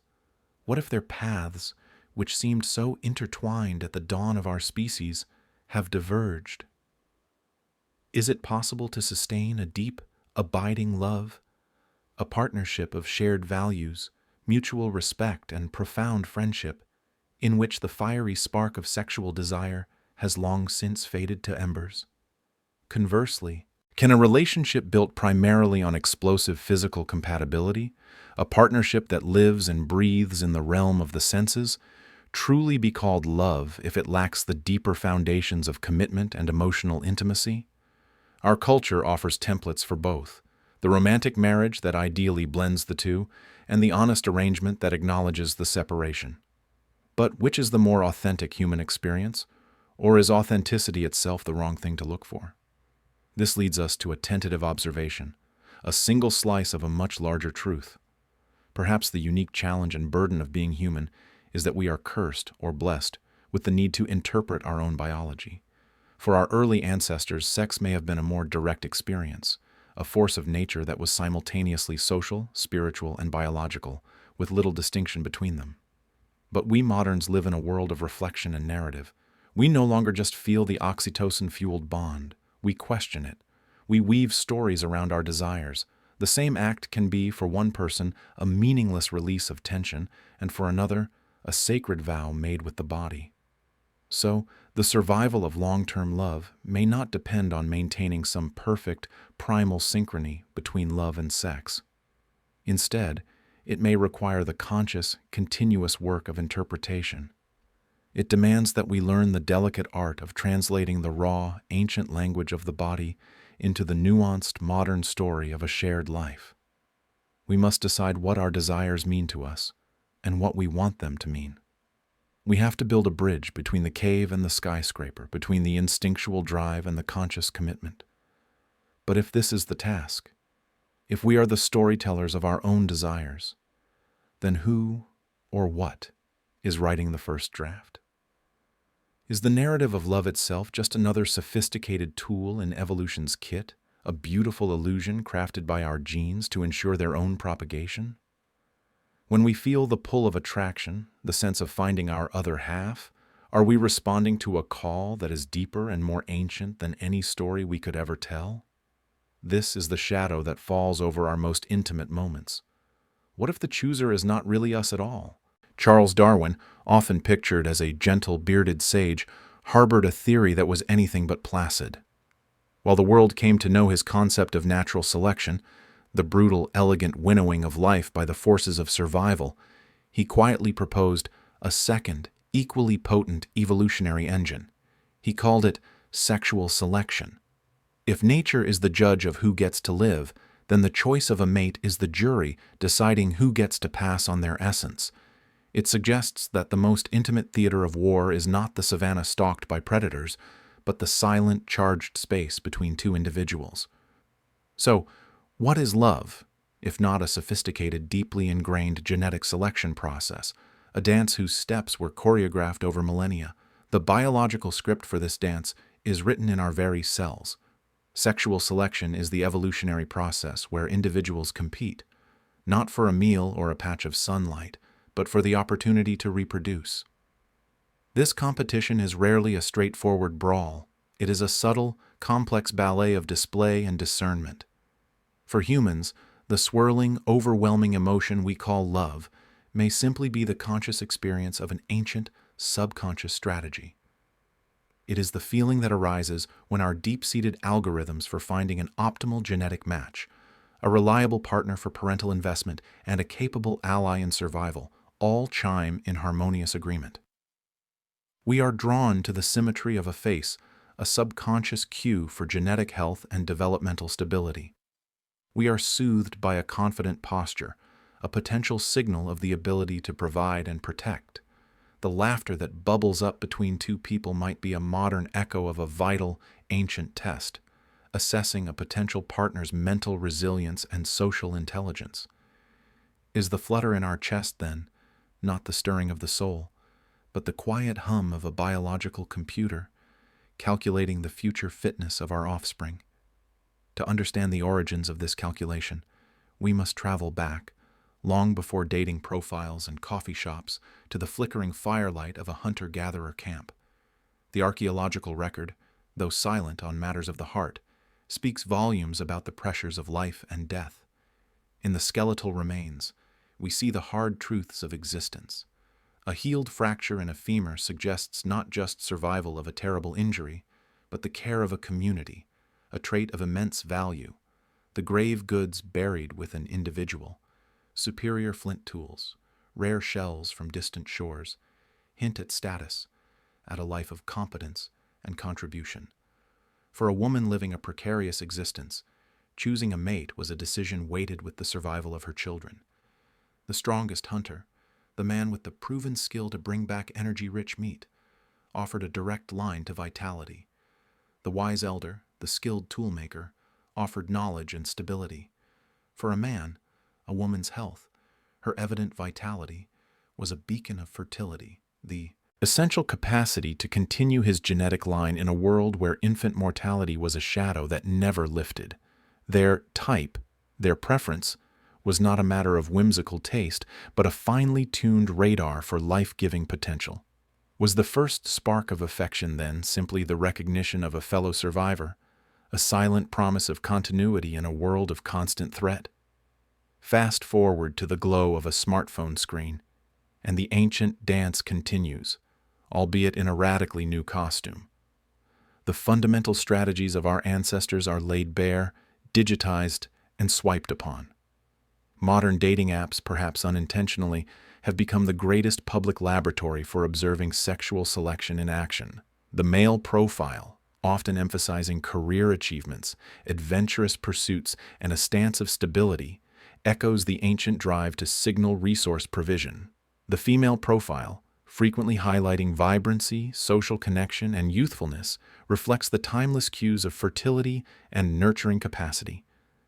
We curate our images with the precision of a peacock preening its tail, understanding instinctively that a single photograph must convey a lifetime of genetic quality and potential.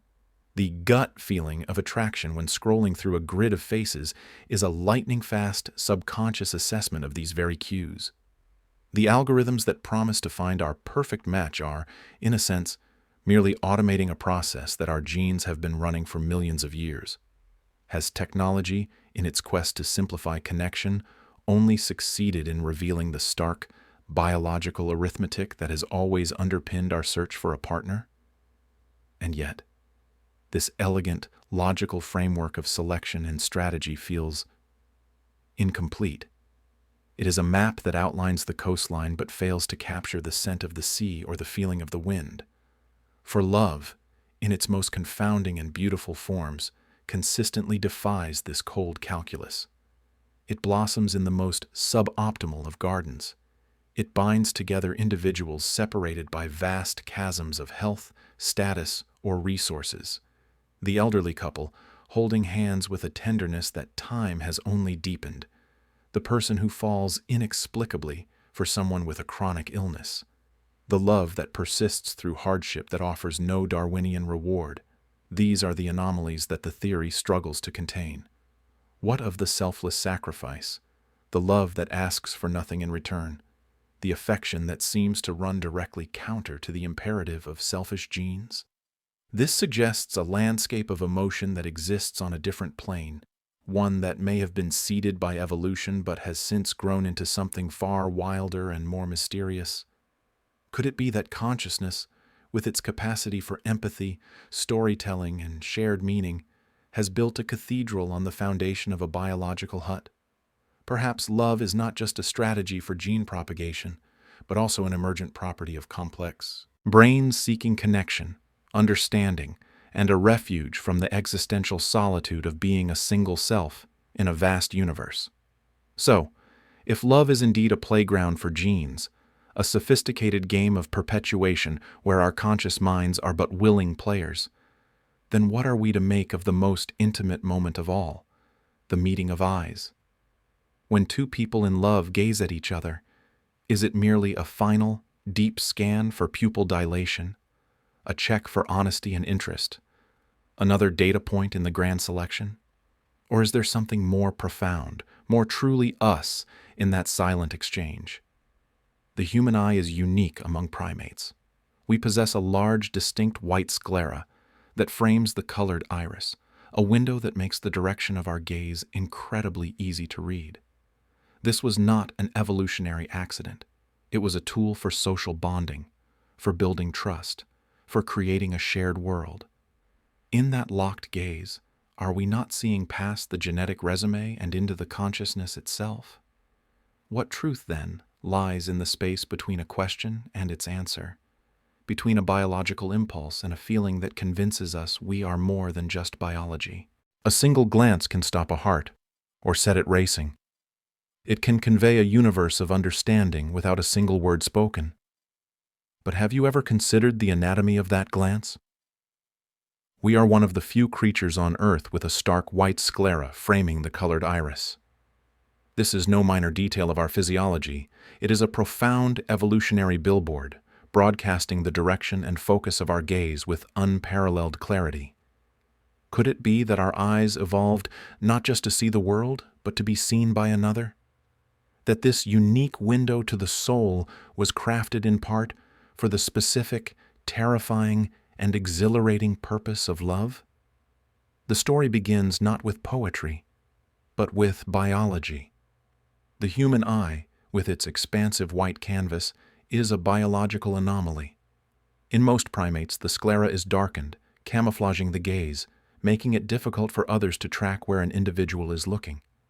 This was likely a survival advantage. A concealed glance could mean the difference between spotting a predator and alerting that predator to your awareness. But our ancestors took a different path. They bet on transparency. The bright white sclera acts like a pointer, a silent signal that amplifies our intentions. When your gaze shifts towards a ripe fruit on a distant branch, your companion sees it. When it softens at the sight of a child, they feel it. This simple, brilliant adaptation transformed our social fabric. It allowed for the silent coordination of a hunt, the shared warning of danger, the unspoken agreement of a plan. It became the foundation for a new kind of intelligence, social intelligence, rooted in the ability to see the world from behind another's eyes. This shared gaze does something remarkable within the labyrinth of our own neural circuitry. It activates a system of mirror neurons, those enigmatic brain cells that fire not only when we perform an action, but also when we witness someone else performing that same action. When we see a flicker of fear in a lover's eyes, our own brain echoes a shadow of that fear. When we witness a smile of joy, a corresponding ember of joy glows within us. The eyes are the primary gateway for this neural synchrony.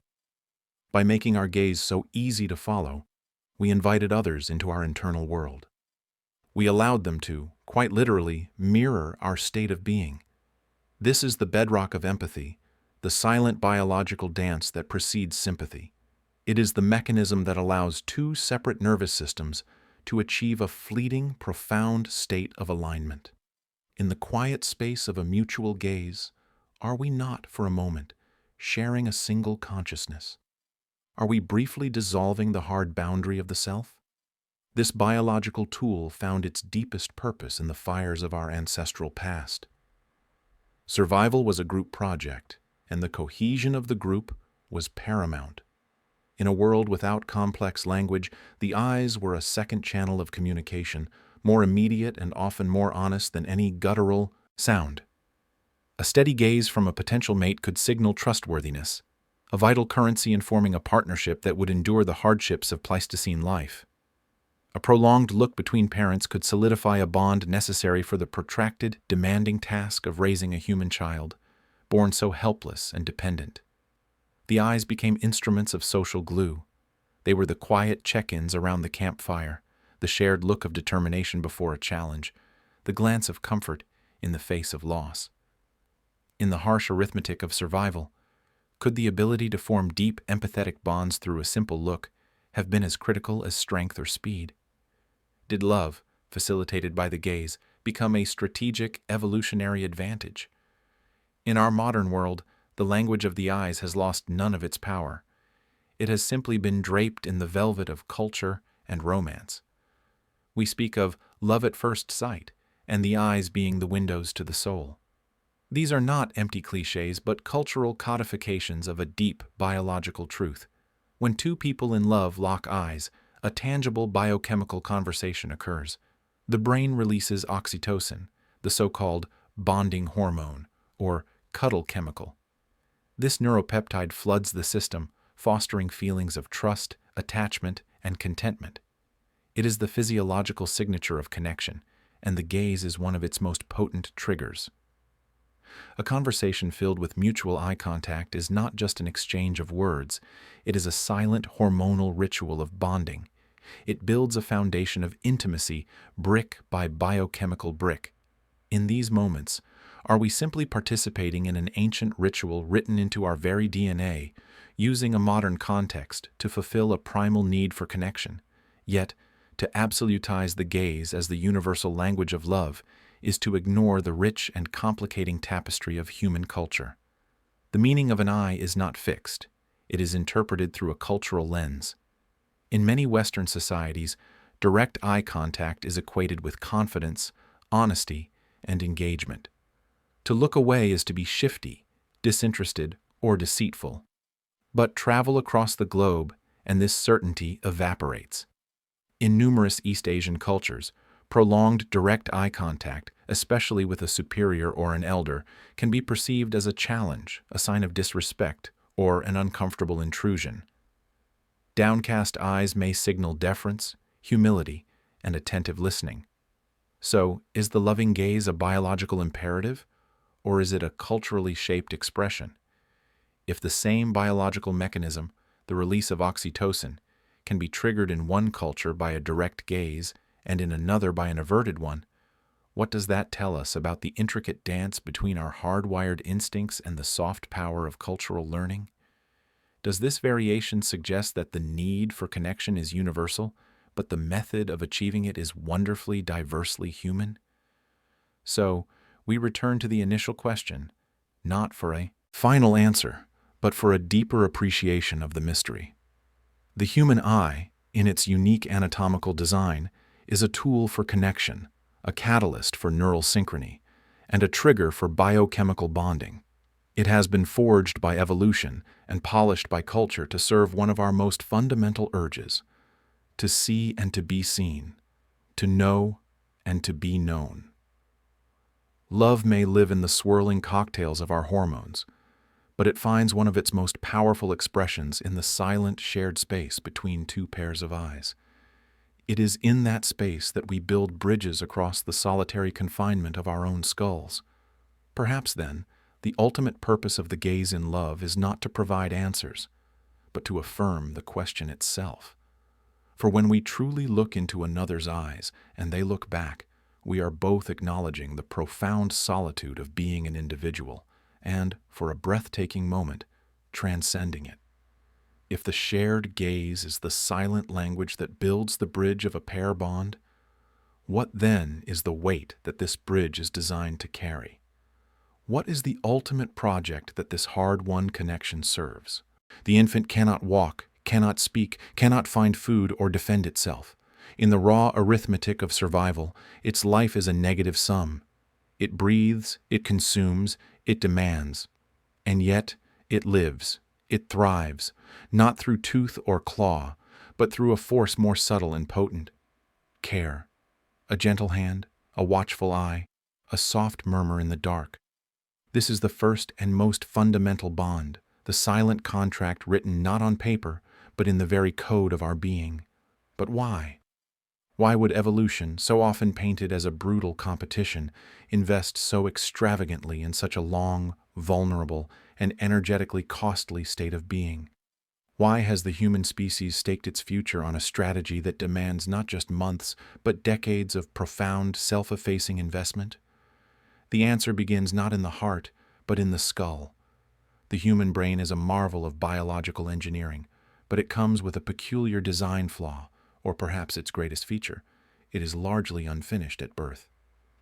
To pass through the narrow gateway of the maternal pelvis, we are born neurologically premature, our most complex organ still a chaotic construction site of potential. This biological compromise, known as altriciality, sets the stage for our entire life story. The extended period of childhood is not a delay, it is the necessary workshop. Here, within the protective cradle of parental care, the brain does not just grow, it is sculpted. Every lullaby, every game of peekaboo, every patient correction and comforting touch is a data point, wiring the intricate neural circuits for language, social nuance, and emotional regulation. The bond between parents, then, is more than a romantic ideal. From a cold genetic perspective, it is a stable alliance, a mutual pact to protect this invaluable, vulnerable asset, the developing mind of their shared genetic legacy, long enough for it to reach its spectacular, world-altering potential. The long childhood is the price we pay for consciousness, and parental attachment is the currency. This need for a sustained, secure base is etched not only in our genes but in the very dust of our past. Archaeological digs reveal stories more eloquent than any history book.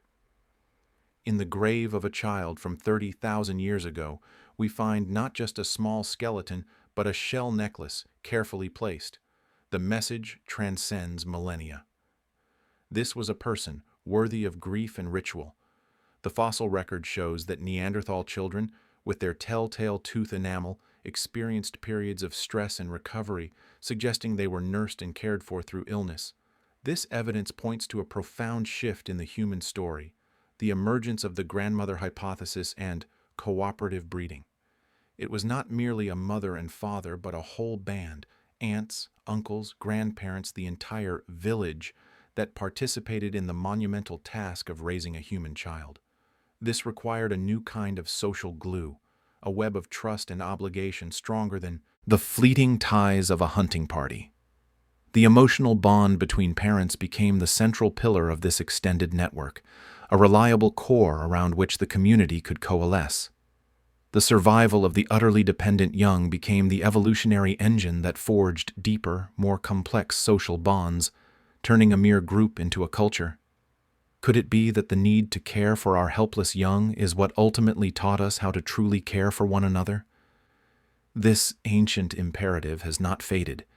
It has been amplified and distorted in the funhouse mirrors of modernity.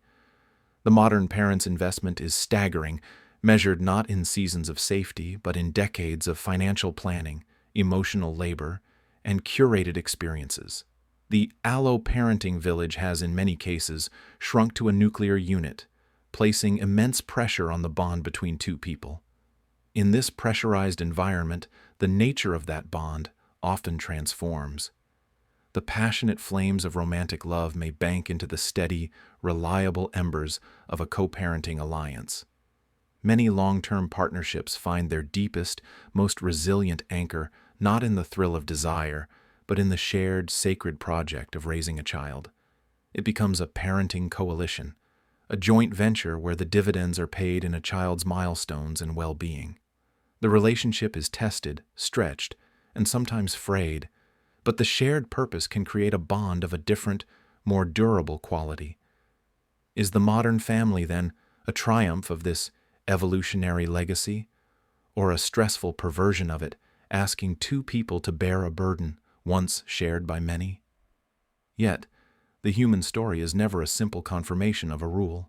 Life, in its stubborn diversity, always offers a counter-narrative. Across the globe, and increasingly in our own societies, children flourish in single-parent homes, in blended families, in households led by grandparents or same-sex couples.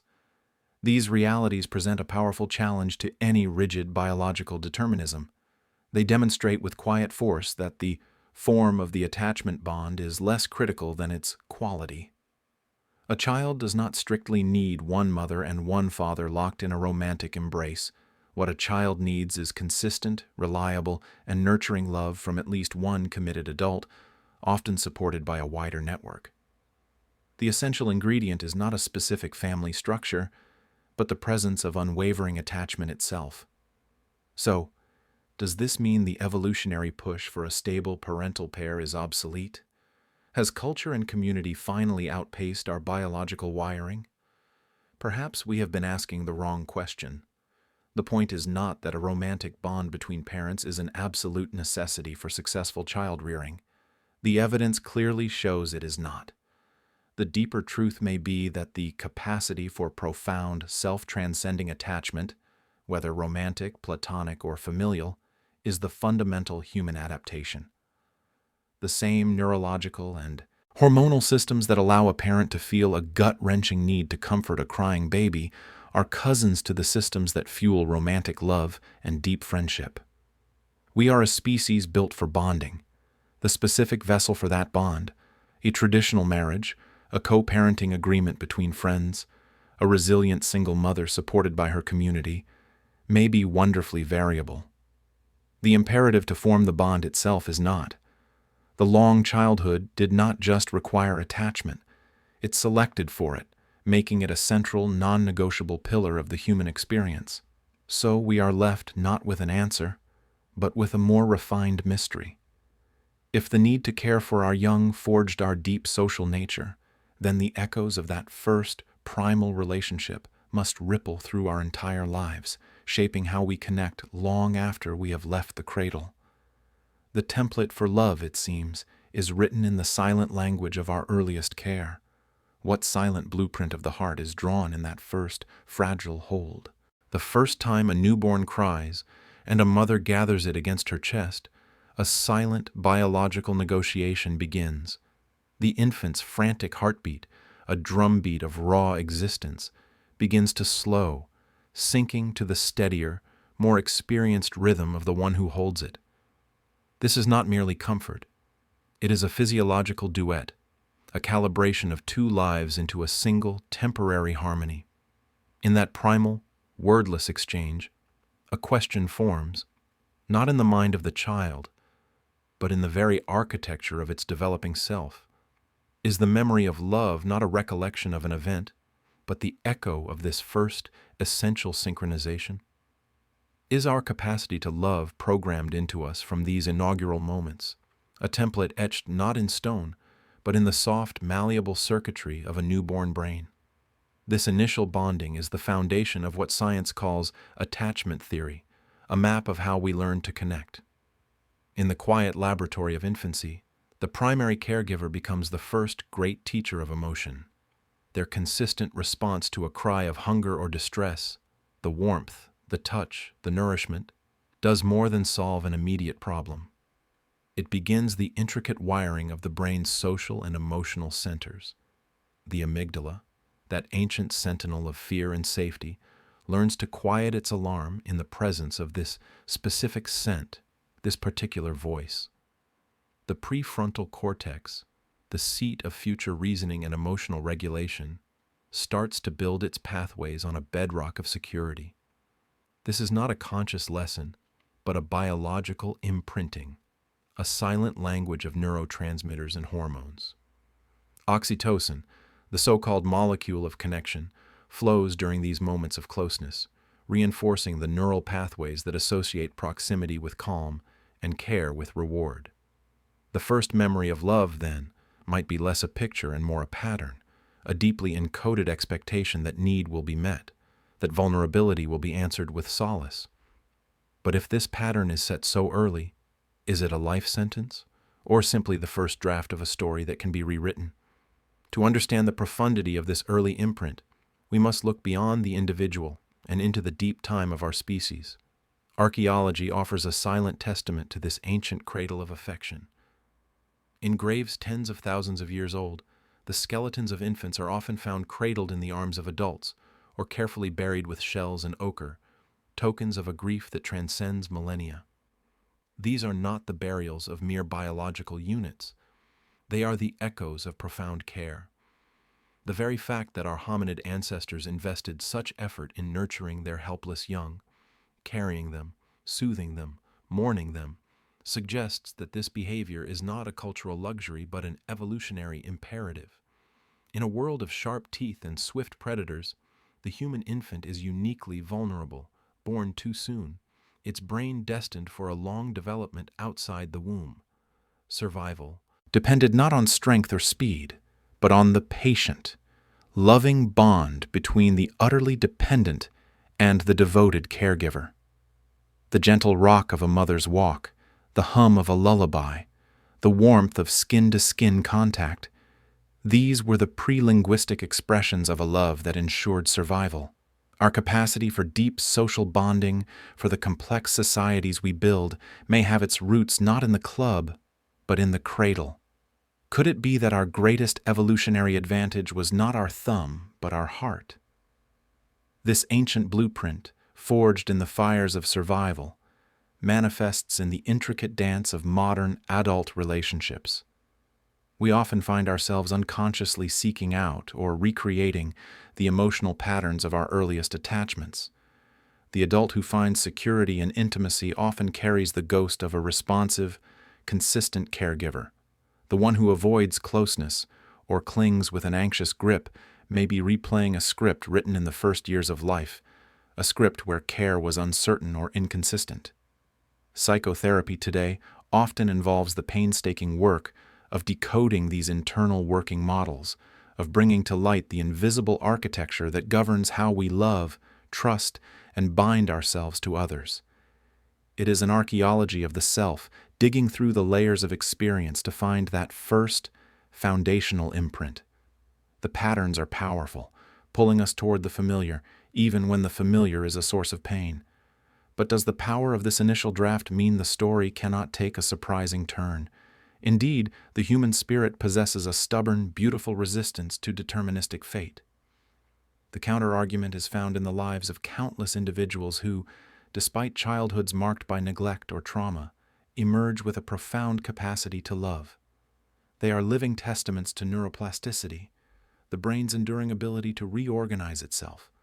Through later relationships that offer safety and respect, through therapeutic alliances that provide a corrective emotional experience, through their own conscious and courageous effort, they learn a new language of connection. They demonstrate that while the first imprint is deep, it is not necessarily the final word. Love, it seems, can be a skill learned later in life, a garden cultivated in soil once thought barren. This resilience begs a difficult question. If love can be learned anew, what does that say about its fundamental nature? Is it a pre-programmed instinct or a dynamic, evolving dialogue between our biological inheritance and our conscious choices? So, if love begins in the synchrony of heartbeats between a mother and child, we are left with a tentative observation. We are a species crafted not just by evolution to survive, but by love to thrive. The initial bond is the loom on which the tapestry of our emotional lives is first woven. Its threads a blend of genetic imperative and lived experience. It provides the initial palette, the fundamental chords. But the final painting, the completed symphony, is a collaboration between that early imprint and every connection that follows. We are taught to love, not just once, but over and over again, by every hand that holds ours in kindness, by every heart that chooses to beat in time with our own. And if our survival as a species was secured by this primal affection, then what does it mean that we now live in a world where such connection is so often the very thing we struggle to maintain? A newborn fawn, still slick with the fluid of birth, struggles to its feet on wobbly, spindle-thin legs. Within minutes, it is standing. Within hours, it can follow its mother, a fleeting shadow in the dappled forest light. Its survival depends on this swift, instinctual mobility. A human infant, by contrast, is a creature of profound helplessness. It takes nearly a year for this tiny being to achieve what the fawn did in moments: to stand, to walk, to flee. Why would evolution, that ruthless editor of life, favor a design of such extreme and prolonged vulnerability? The answer, it seems, lies not in the hardness of tooth or claw, but in the soft, invisible circuitry of the heart. We survived not because we were born ready, but because we were born ready to be loved. The human condition begins with a biological compromise. To walk upright on two legs demanded a reshaping of the pelvis, narrowing the birth canal. At the same time, the evolutionary arms race was being won by a ballooning brain, a universe of neurons demanding ever more space. These two imperatives, bipedalism and intelligence, clashed at the moment of birth. The solution was a form of premature delivery. Compared to our primate cousins, we are born neurologically unfinished, our brains only a quarter of their adult size. We complete our gestation, not in the sealed darkness of the womb, but in the bright, noisy, unpredictable world, cradled in the arms of others. This exterogestation is a perilous strategy. It places the entire burden of survival on the willingness of caregivers to invest immense energy in a being that gives little back but its need. Here, biology engineered its most powerful tool, not a weapon, but an emotion. The neurochemical ballet of oxytocin and vasopressin floods the systems of new parents, forging bonds of fierce attachment. This isn't a vague sentiment. It's a physiological command. The piercing cry of an infant doesn't just annoy, it triggers a stress response that is only soothed by proximity, by touch, by care. Is love then merely a clever evolutionary algorithm, a biochemical leash to ensure we don't abandon our unfinished young? The fossil record offers a silent testament to this ancient dependency. The fragile skulls of hominid infants with their soft spots and unfused plates tell a story of a long childhood, a slow unfolding of mind that required protection far beyond weaning. We see evidence not just of mothers, but of communities. The archaeological remains of hearths, the wear patterns on tools, the arrangement of sleeping spaces. These subtle clues suggest a network of care.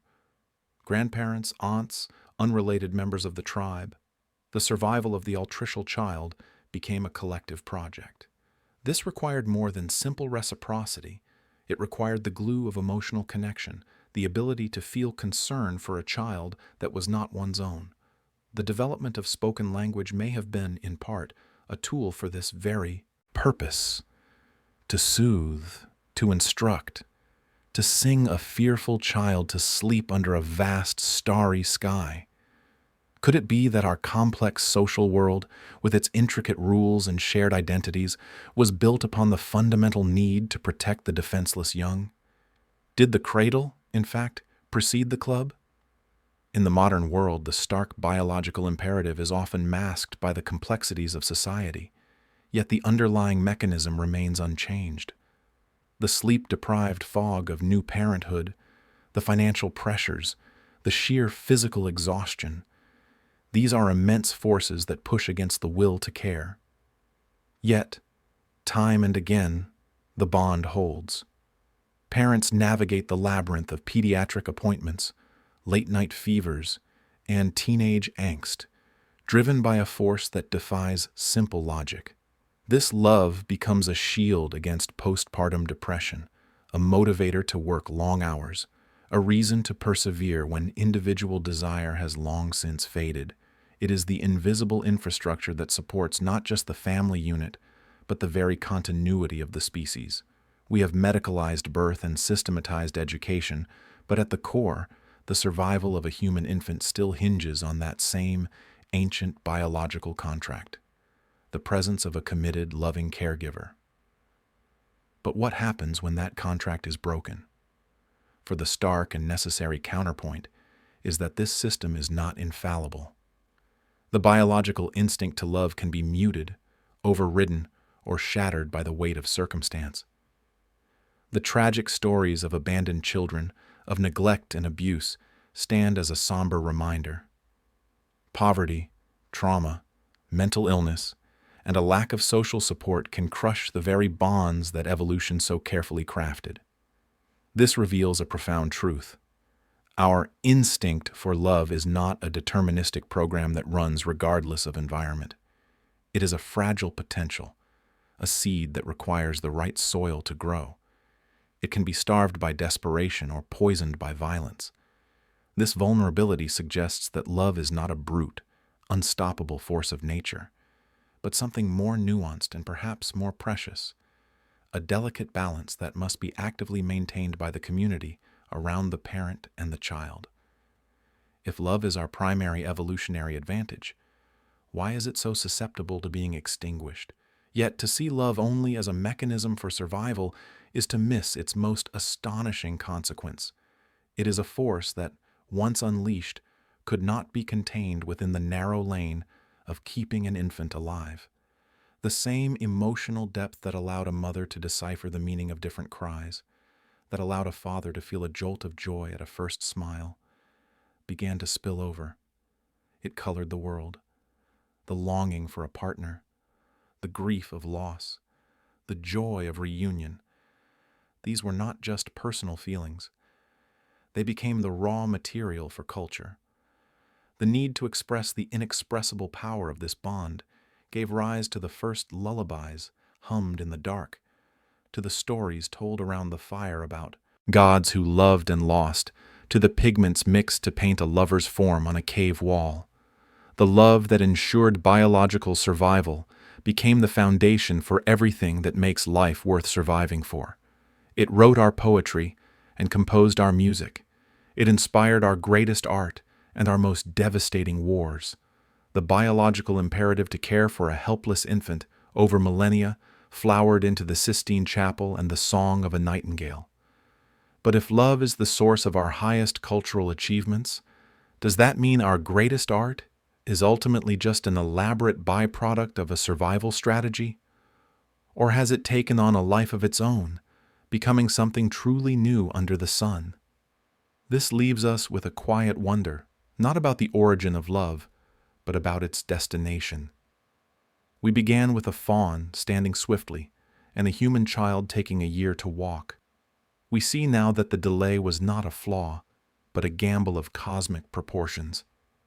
It was a gamble that a being born so unfinished would inspire not just care, but creativity, not just protection, but passion. The long childhood forced us to talk, to teach, to plan, to empathize. It forced us to love deeply and for a long time. And from that prolonged, necessary tenderness, an unexpected universe bloomed. The cradle of love did more than just preserve a fragile life. It became the crucible for myth, for music, for every love song ever written. The infant's cry that triggered a rush of oxytocin in a parent's brain is the same root note that echoes in a symphony's adagio. So we are left to ponder. If our biological need for love gave birth to culture itself, what new, unforeseen worlds might that same love yet create? From the fevered whispers of Romeo and Juliet to the timeless ballads that echo across every culture, humanity seems perpetually haunted, enchanted, and defined by love. We have built cathedrals to it, waged wars for it, and composed symphonies in its name. It is the ghost in our happiest memories and the engine of our most profound grief. But what if this grand ethereal force, the very muse of our civilization, has its roots not in the soul, but in the silent pulsing chemistry of our bodies? What if every sonnet, every love song, every myth is ultimately a story told in the language of hormones? This biological script begins in the ancient primal theater of the brain. When attraction sparks, the ventral tegmental area, VTA, a tiny region crucial to our reward circuitry, erupts. It is not a gentle awakening, but a flash flood of dopamine, a potent neurotransmitter associated with desire, motivation, and focused attention. This is the raw, unrefined ore of passion. It creates the obsessive longing, the euphoric high, the feeling that the entire world has sharpened to a single point, the beloved. This neural cascade is our shared inheritance, a fundamental human firmware. It is the primal urge to seek, to connect, to possess. Before a single word of poetry is written, this internal alchemy provides the raw, urgent material. The yearning in a love song, the ache in a tragic play, are these not merely artistic interpretations of this deep-seated neurological hunger? Is art, then, the conscious mind trying to make sense of the subconscious storm? Long before the written word could capture these internal tremors, our ancestors were etching the story of this biological imperative into stone and clay. Archaeological digs reveal a consistent narrative stretching back over 10,000 years. We find voluptuous Venus figurines, their exaggerated curves speaking a silent language of fertility and survival, celebrating the life-giving power of the female form. We uncover pottery adorned with explicit imagery, not as mere pornography, but as a sacred intertwining of sexual union, cosmic cycles, and community continuity. The earliest love poetry, carved into Mesopotamian tablets, echoes with a startling familiarity, the same longing, the same devotion, the same heartache we know today. These artifacts are more than historical curiosities. They are the first attempts to codify the biological urge, to wrap the raw nerve of dopamine-driven desire in the garments of myth and ritual. They represent a bridge, a conscious effort to translate the private, internal chaos of love into a shared, external belief system. Did these ancient symbols domesticate the wildfire of biology, or did they simply give it a more beautiful cage in which to burn? In our modern world, this translation process has become a global industry. Love is aestheticized, packaged, and sold to us in high definition. Blockbuster films, pop anthems, and best-selling novels follow a remarkably consistent emotional architecture: the initial spark of infatuation, the trials of adversity, the agony of separation, and the triumph of reunion. The settings change, from star-crossed Verona to a bustling metropolis, but the underlying emotional beats remain uncannily stable. The dopamine-driven pursuit, the oxytocin-fueled bonding, the cortisol-laced anxiety of potential loss, our most popular narratives, are elegant variations on this ancient biochemical score. Culture provides the melody and the lyrics, but is the rhythm, the deep percussive beat, always the same? Has technology and storytelling merely given us new instruments to play the oldest song of all? Yet, to view this biological narrative as universal is to ignore the vast, quiet tapestry of human experience that exists outside the spotlight of romantic passion. Across history, and even in our present day, many cultures have structured marriage not around the tempest of individual emotion, but around the calmer waters of social stability, economic partnership, and familial alliance. In these contexts, love was not the prerequisite for union, but a potential gentle outcome of a shared life built on duty and respect. The heart's frantic drumbeat was secondary to the steady rhythm of community. Does this mean the biology of love is absent, or simply dormant, redirected or overridden by a more powerful cultural imperative? Are these arranged partnerships a rejection of our innate wiring, or a sophisticated cultural technology designed to manage its potentially disruptive power? The existence of these systems challenges the very idea of a single monolithic love.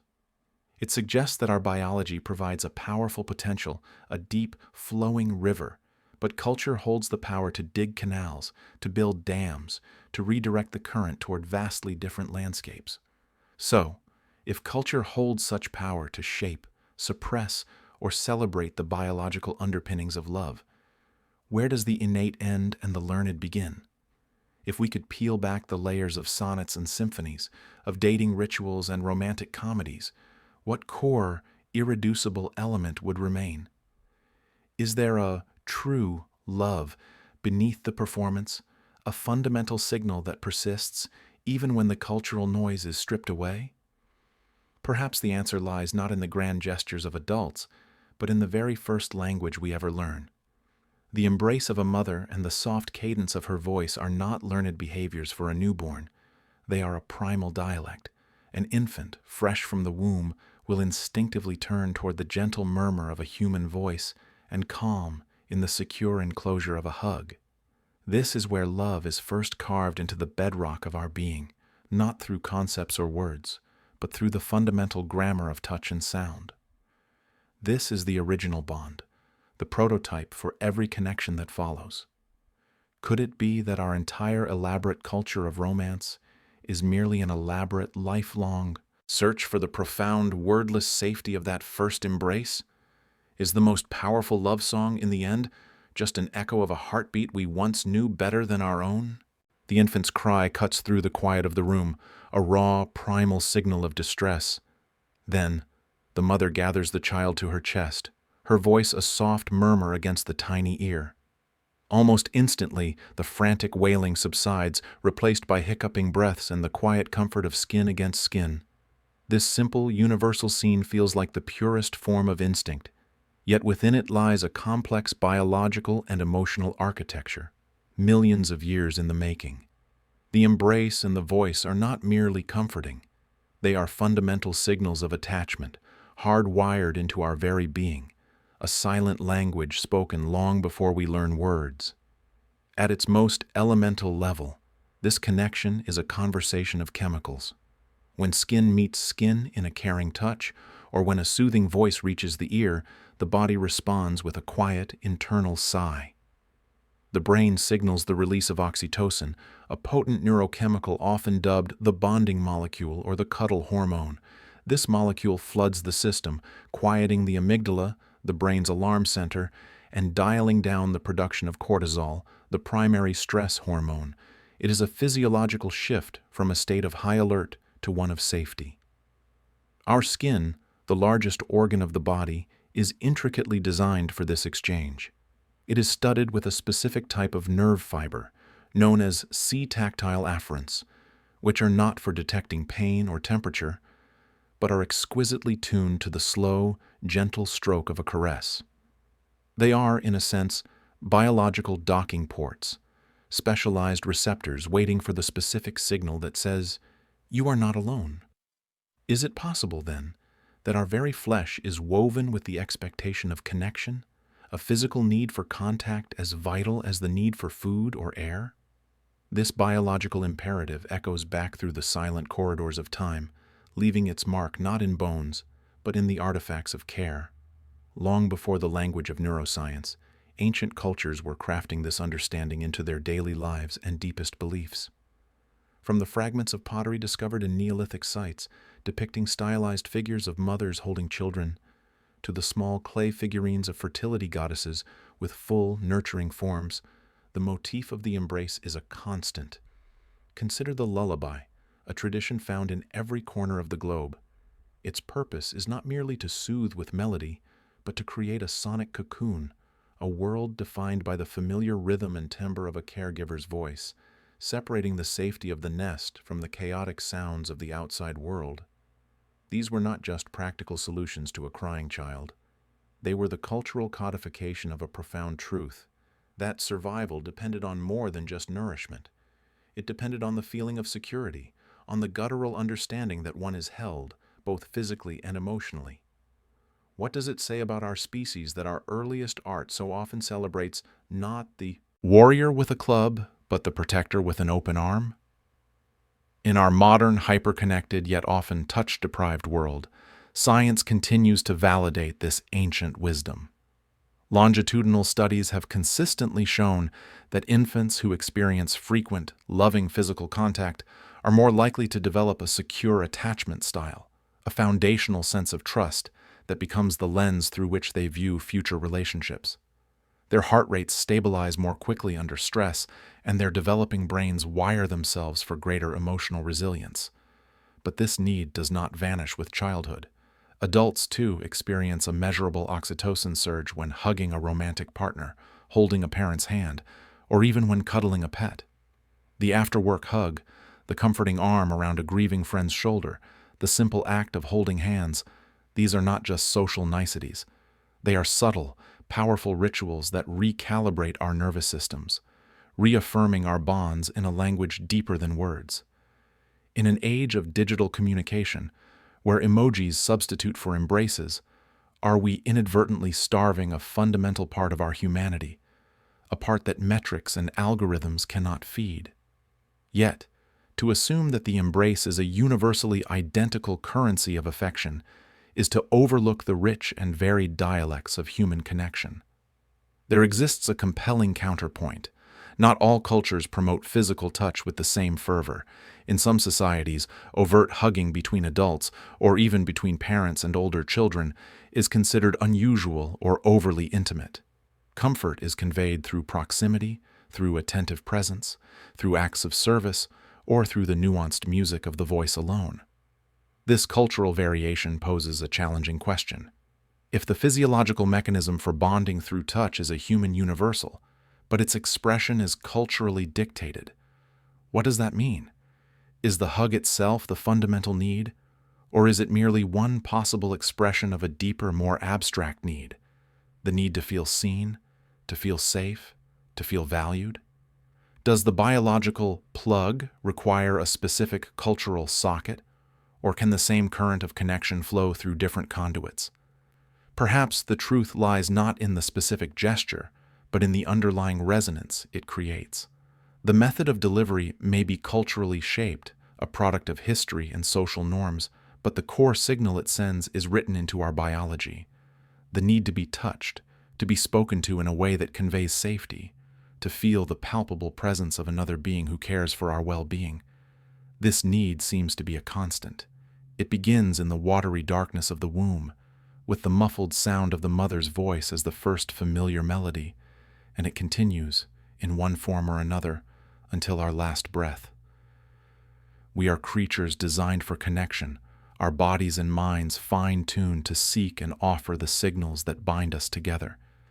But if this bonding is so innate, so deeply embedded in our survival strategy, does that make it a purely benevolent force?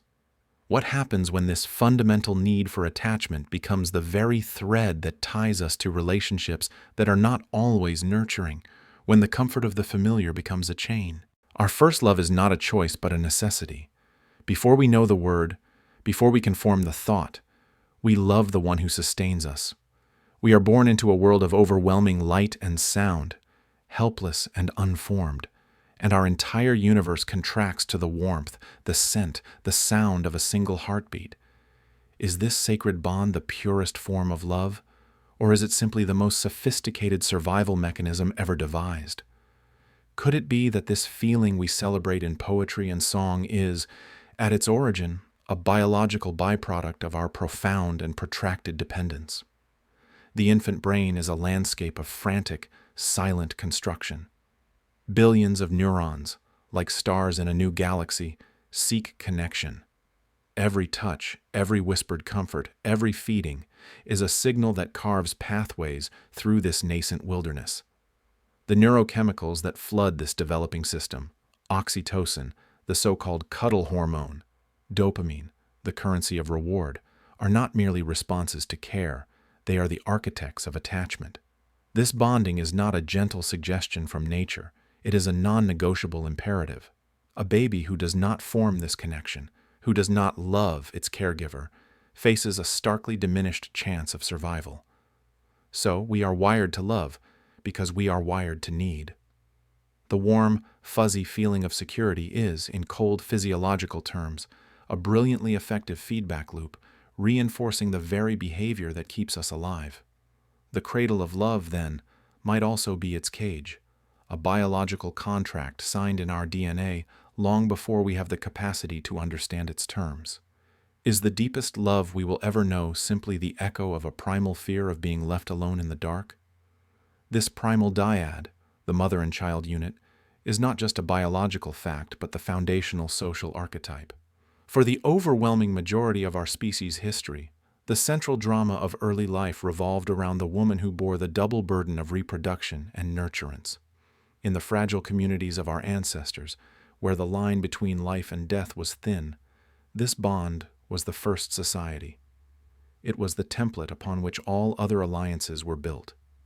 The trust learned at a mother's breast became the basis for trust within a tribe. The comfort found in her presence became the model for seeking comfort in a partner.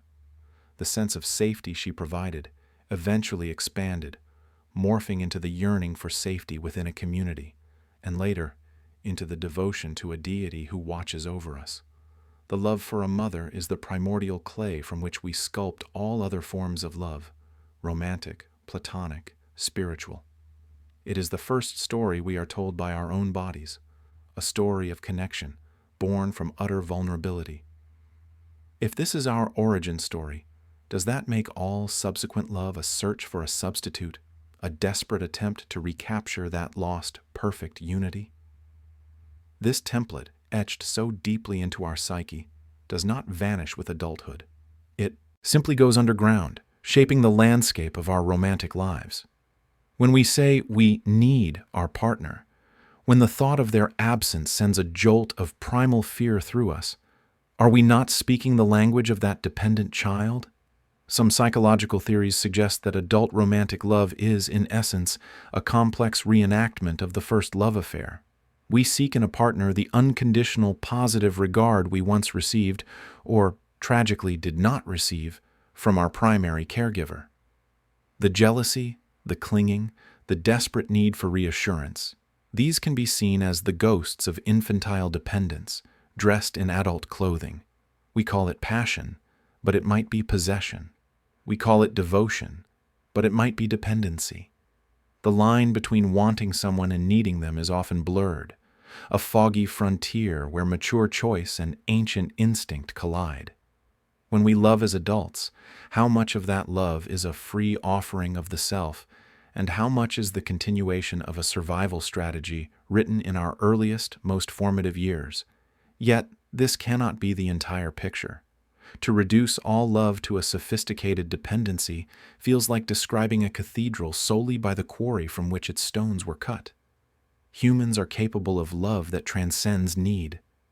We see the selfless love of a caregiver for a terminally ill child, a love that asks for nothing in return and knows only the certainty of loss. We witness profound bonds of friendship and compassion that flourish without any transactional basis. We can love ideals, art, and places with a fervor that holds no trace of personal survival. This suggests that love, while perhaps born in the crucible of dependence, can evolve into something else entirely. It can become a choice, an act of will, a conscious commitment that exists not because we are weak, but because we are strong enough to offer a part of ourselves without guarantee.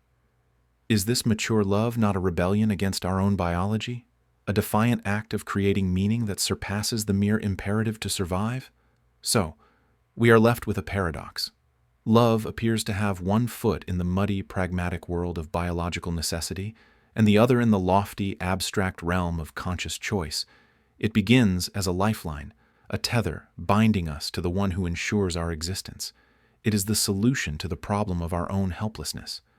But in solving that problem, it unlocks a capacity within us that seems to have no practical upper limit.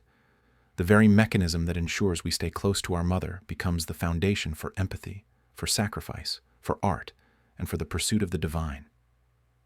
The dependency of the infant may be the cradle of love, But is it not also the catalyst for the very growth that allows us to eventually step away from it? We learn to stand, to walk, to live independently, yet we continue to seek connection. This suggests that love is not just a phase we outgrow, but a force that transforms along with us. Perhaps, then, the journey of love is the journey from needing to be loved towards learning how to love. It starts as a cry into the void, a demand for sustenance. With time and growth, it can mature into a song offered to the world, a gift given freely. The initial dependence is not a stain on love's purity, but rather its necessary beginning, the first clumsy chord in a symphony that grows increasingly complex. It is the raw material, the impulse, which our developing consciousness then sculpts into something more nuanced, more voluntary, more truly our own. The love that once bound us out of necessity becomes the love we choose to give as an act of freedom. But if love can evolve beyond its origins in need, what happens when this liberated, chosen love encounters a force that seems to pull in the opposite direction? What occurs when the deep, steady current of a committed bond meets the sudden, unpredictable whirlpool of desire for another? This tension between the single, enduring love we cultivate and the fleeting, potent attractions that flicker at the periphery of our awareness is one of the most enduring human dilemmas. It feels like a flaw, a betrayal, a crack in the foundation of our carefully built relationships. But what if this conflict is not a personal failing, but an ancient, evolutionary paradox written into the very core of our being? If love is the force that builds the home, is desire the restless wind that rattles the windows, reminding us of the wild world outside? You are in a relationship built on a foundation of love and trust. The connection is real. The comfort is deep. Then, one day, standing in a crowded elevator or passing a stranger on the street, a spark, a fleeting electric charge that has nothing to do with your partner and everything to do with the raw, untamed circuitry of your own being. A silent internal tremor asks the forbidden question: is this a betrayal of the heart, or simply the echo of an ancient biological script? This quiet conflict is one of the most universal, yet privately unsettling human experiences. It feels like a flaw in our moral architecture, a crack in the promise of monogamy. But what if this tension is not a bug, but a fundamental, if inconvenient, feature of our design? To understand the pull of the unfamiliar, we must first listen to the whispers of our own DNA, to the stories written in the very blood and bone that have carried us through millennia. The human body is a museum of evolutionary successes, and perhaps no exhibit is more contentious than our reproductive strategy. For our distant ancestors, survival was a numbers game. From a cold biological perspective, the imperative to spread one's genes as widely as possible was a powerful driver. For males, this often translated into a tendency toward seeking multiple partners, a strategy that increased the odds of offspring carrying their genetic legacy forward. For females, the calculus was different but equally potent. Attraction to multiple males could be a mechanism for selecting the most optimal genes, or for securing resources and protection from different sources, thereby ensuring the survival of their young. This is not a justification, but an observation of the deep currents that flow beneath the calm surface of conscious choice. Modern neuroscience has begun to map this internal landscape, revealing that the brain does not have a single love center. Instead, it operates with distinct and sometimes competing systems. The deep attachment bond we form with a long-term partner is mediated by hormones like oxytocin and vasopressin, creating a sense of safety, calm, and profound connection. It is the warm glow of a shared home. Yet, the system governing raw attraction, desire, and the thrill of the new is fueled by a different chemistry, one dominated by dopamine, the neurotransmitter of reward, anticipation, and seeking. This is the lightning strike, the exhilarating rush of possibility. Is it any wonder, then, that these two powerful internal forces can exist simultaneously, one speaking the language of the hearth, the other whispering the songs of the horizon? Does the enduring warmth of a campfire negate the breathtaking beauty of a sudden distant star? If our biology suggests a natural inclination toward variety, the archaeological record offers a glimpse of how our ancestors negotiated these impulses within the fabric of their societies. The idealized model of lifelong, exclusive monogamy is a relatively recent chapter in the long, sprawling novel of human history. For countless generations across diverse cultures, forms of polygyny, one man, multiple women, or more rarely polyandry, one woman, multiple men, were common social structures. In these frameworks, an individual could maintain a primary, stable bond, a home relationship essential for raising children and maintaining social order, while also engaging in partnerships that served other biological or social needs. This was not necessarily seen as a contradiction, but rather as a multi-layered strategy for survival, alliance building, and genetic diversity. The emotional landscape of these arrangements is lost to us, but their prevalence hints at a pragmatic accommodation of human complexity.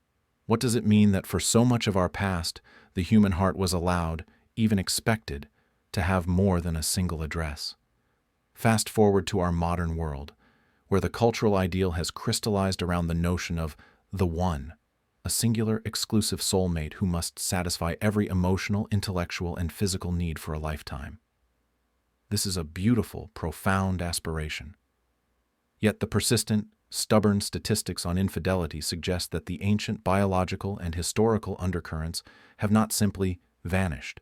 They continue to flow, often underground, creating pressure and fissures in the modern romantic ideal. In response, some are consciously exploring alternative relationship models, polyamory, open relationships, various forms of ethical non-monogamy, not as a license for hedonism, but as a deliberate communicative effort to create structures that acknowledge the full spectrum of human capacity for connection. They are, in a sense, attempting to build a new architecture for love that has room for both the deep, secure attachment and the acknowledgement of passing attractions, not as threats, but as natural phenomena. Is the struggle for exclusivity, then, a fight against our own nature, or a transcendent cultural achievement that defines our humanity? This, of course, leads us to the crucial counter-argument, the voice of our conscience that rises above the hum of biology and the lessons of history. Can we truly excuse our emotions and actions by appealing to ancient instincts? What of morality, of responsibility, of the conscious choices that form the bedrock of character and integrity? The human experience is not merely a playback of genetic code. We possess the unique capacity for self-reflection, for empathy, for making promises and honoring them. To reduce the complex tapestry of love and commitment to a simple matter of evolutionary impulse is to ignore the very faculties that make us who we are. The feeling of attraction may be involuntary, a biological weather pattern passing through. But what we do with that feeling, whether we nurture it, ignore it, or confess it, that is the territory of choice. This is where the animal self meets the moral self. Where does the excuse of nature end and the accountability of choice begin? So, we are left standing at the crossroads of instinct and intention, of ancient wiring and modern vows. If we are, in some sense, programmed to love one deeply while feeling the pull of many, then sustaining a long-term love requires something far more powerful than passive feeling. It demands an active creation. It asks for a conscious decision, made again and again, to channel the vast, untamed energy of attraction into the careful, tender cultivation of a single, shared world. It requires building a connection so rich and compelling that the occasional spark from outside becomes just that, a brief flicker, noticed perhaps, but ultimately insignificant next to the sustained fire you keep alive together. This is the great human project, to build a love that is not merely the absence of temptation, but the presence of something so valuable that temptation pales in comparison. But what is the nature of that value? What gives love its weight, its power to anchor us against these primal tides? Perhaps it is precisely because love is so deeply intertwined with its opposite, with the specter of its own loss. For if the brain has separate systems for love and desire, it has a very unified and brutal system for processing the pain that comes when love is threatened or extinguished. The ache of a broken heart is not just a metaphor, it is a physiological reality. The same neural pathways that light up in response to physical injury are activated by the trauma of rejection and separation. The brain, in its profound wisdom, makes no real distinction between a wound to the body and a wound to the soul. It screams in the same way. So, if we are equipped with this deep biological imperative to connect, are we not equally and terrifyingly equipped with a capacity for a pain that feels like dying? Is the potential for such profound suffering the hidden cost of our ability to love so deeply, the shadow that gives the light its meaning? The ache begins not as a sharp sting, but as a deep, resonant throb, a hollowing out of the space behind your ribs. A breakup, a rejection, a betrayal. The heart, as the old cliché goes, feels broken. But this is no mere metaphor. It is a physical reality, a genuine injury reported by the nervous system. Why would evolution craft such a cruel trick? Why would the anguish of a lost love so perfectly, so excruciatingly mimic the body's alarm system for physical harm? It is as if our very biology refuses to distinguish between a splintered bone and a splintered soul, suggesting that these two experiences, love and pain, are not opposites, but inseparable companions, two faces of the same ancient coin. If you were to slide into the humming tunnel of a functional MRI scanner while quietly recalling a recent heartbreak, the machine would illuminate a story written in light and blood flow. The epicenter of your distress would glow in a region known as the anterior cingulate cortex. This same neural territory flares with activity when you touch a hot stove or twist an ankle. The brain, that intricate universe within our skull, uses overlapping cartography for social and physical wounds. It appears that the machinery designed to scream danger when our flesh is threatened is the very same machinery that wails when a bond is severed. This is not a design flaw or a poetic coincidence. It is a profound clue. It suggests that for our species, connection was not a luxury, but a matter of life and death. The pain of loss had to be as visceral and urgent as the pain of a predator's bite, because in our deep past, the consequences were often the same. To understand this neural wiring, we must step back from the sterile glow of the laboratory and into the long, fading twilight of our prehistory. Imagine a small band of early humans on a vast savanna. The world was a cradle of life, but also a club of immediate threats. Survival was a group project. To be cast out, to be shunned, to lose your primary attachments was not a prelude to loneliness. It was a death sentence. A solitary individual was a target. Under these conditions, the bonds of affection, of family, of tribe, became our most critical armor. Natural selection, therefore, would have favored those who felt the rupture of these bonds most acutely. The searing pain of social loss was evolution's way of branding a vital lesson onto our nervous systems. Stay connected. Maintain your bonds. Your life depends on it. The agony of a broken heart is the ghost of that ancient alarm, a biological insurance policy against isolation that has outlived its original stark purpose, yet retains its primal power. This ancient alarm system does not confine its ringing to the brain. The signal echoes through the entire body, a shockwave of distress. The feeling of a broken heart can manifest as a genuine, measurable medical condition, stress-induced cardiomyopathy, where the heart muscle is temporarily stunned, mimicking the symptoms of a heart attack. Sleep fractures into a mosaic of restless hours. Appetite vanishes. The immune system, battered by the relentless cascade of stress hormones like cortisol, weakens its guard. We speak of being depressed, a word that carries the weight of a clinical reality. The loss of love is not a contained emotional event. It is a full-body crisis. The mind's narrative of loss is translated into a symphony of physiological responses, proving that we do not have a body that feels pain and a mind that feels grief. We are an inseparable whole, and an emotional wound is a systemic one. Yet this universal script of attachment and agony has its exceptions, its intriguing footnotes that complicate the story. What of the individual who seems to move on from a profound loss with unsettling speed, their emotional landscape apparently unscarred? Or the person who consciously chooses a life of solitude, building a rich, fulfilling existence without the anchor of a romantic partnership? Their existence poses a quiet challenge to the narrative of biological imperative. Does their resilience suggest a genetic or learned variation, a different calibration of the attachment system? Or does it hint that the human spirit possesses a capacity to rewire its own deepest imperatives, to find alternative sources of meaning that can, perhaps, satisfy the ancient hunger for connection in novel ways? Their lives whisper that while the blueprint for love and its attendant pain may be etched into our species, the final construction of a life is always a personal architecture. This brings us to the central, haunting paradox. If love opens us up to a pain so profound it can literally sicken us, why has evolution not dulled its edge or selected for a more dispassionate existence?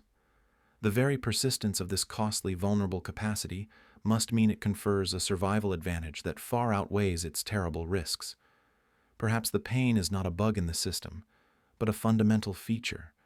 Could it be that the depth of the agony is a direct reflection of the value of what was lost? That the capacity for searing grief is the price of admission for the profound connection, the cooperation, the shared purpose that allowed our ancestors to thrive? The pain reminds us of what mattered, searing the memory of a bond into our being, ensuring we do not treat connection as trivial. It forges resilience, teaches us about our own capacity to endure, and perhaps makes the moments of connection all the more luminous.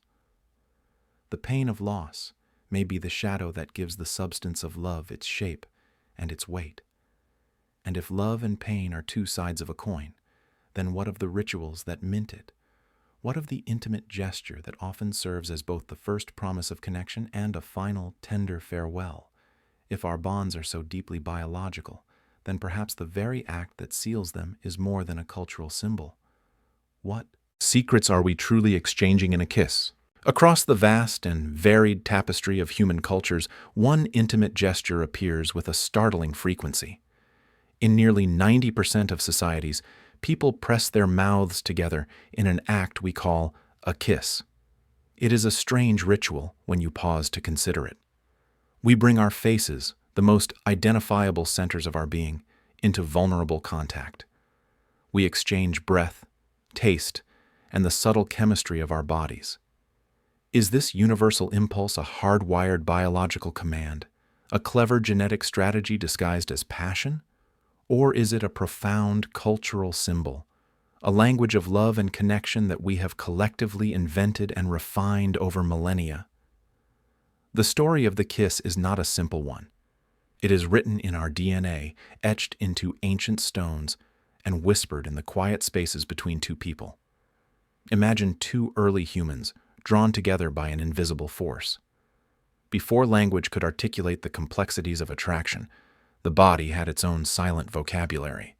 The close encounter of a kiss may have served as a primitive yet sophisticated laboratory. In that intimate space, we unconsciously sample the chemical signatures encoded in another's breath and skin, the pheromones. These molecular messengers carry tales of a person's immune system, a biological resume written in scent.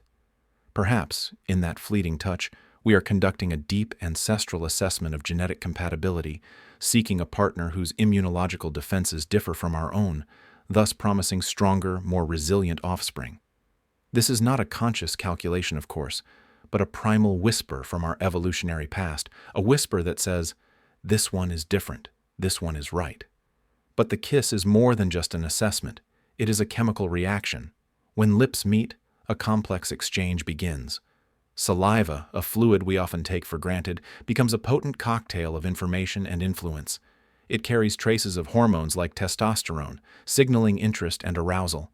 More profoundly, the act itself triggers a cascade of neurochemicals within our own brains.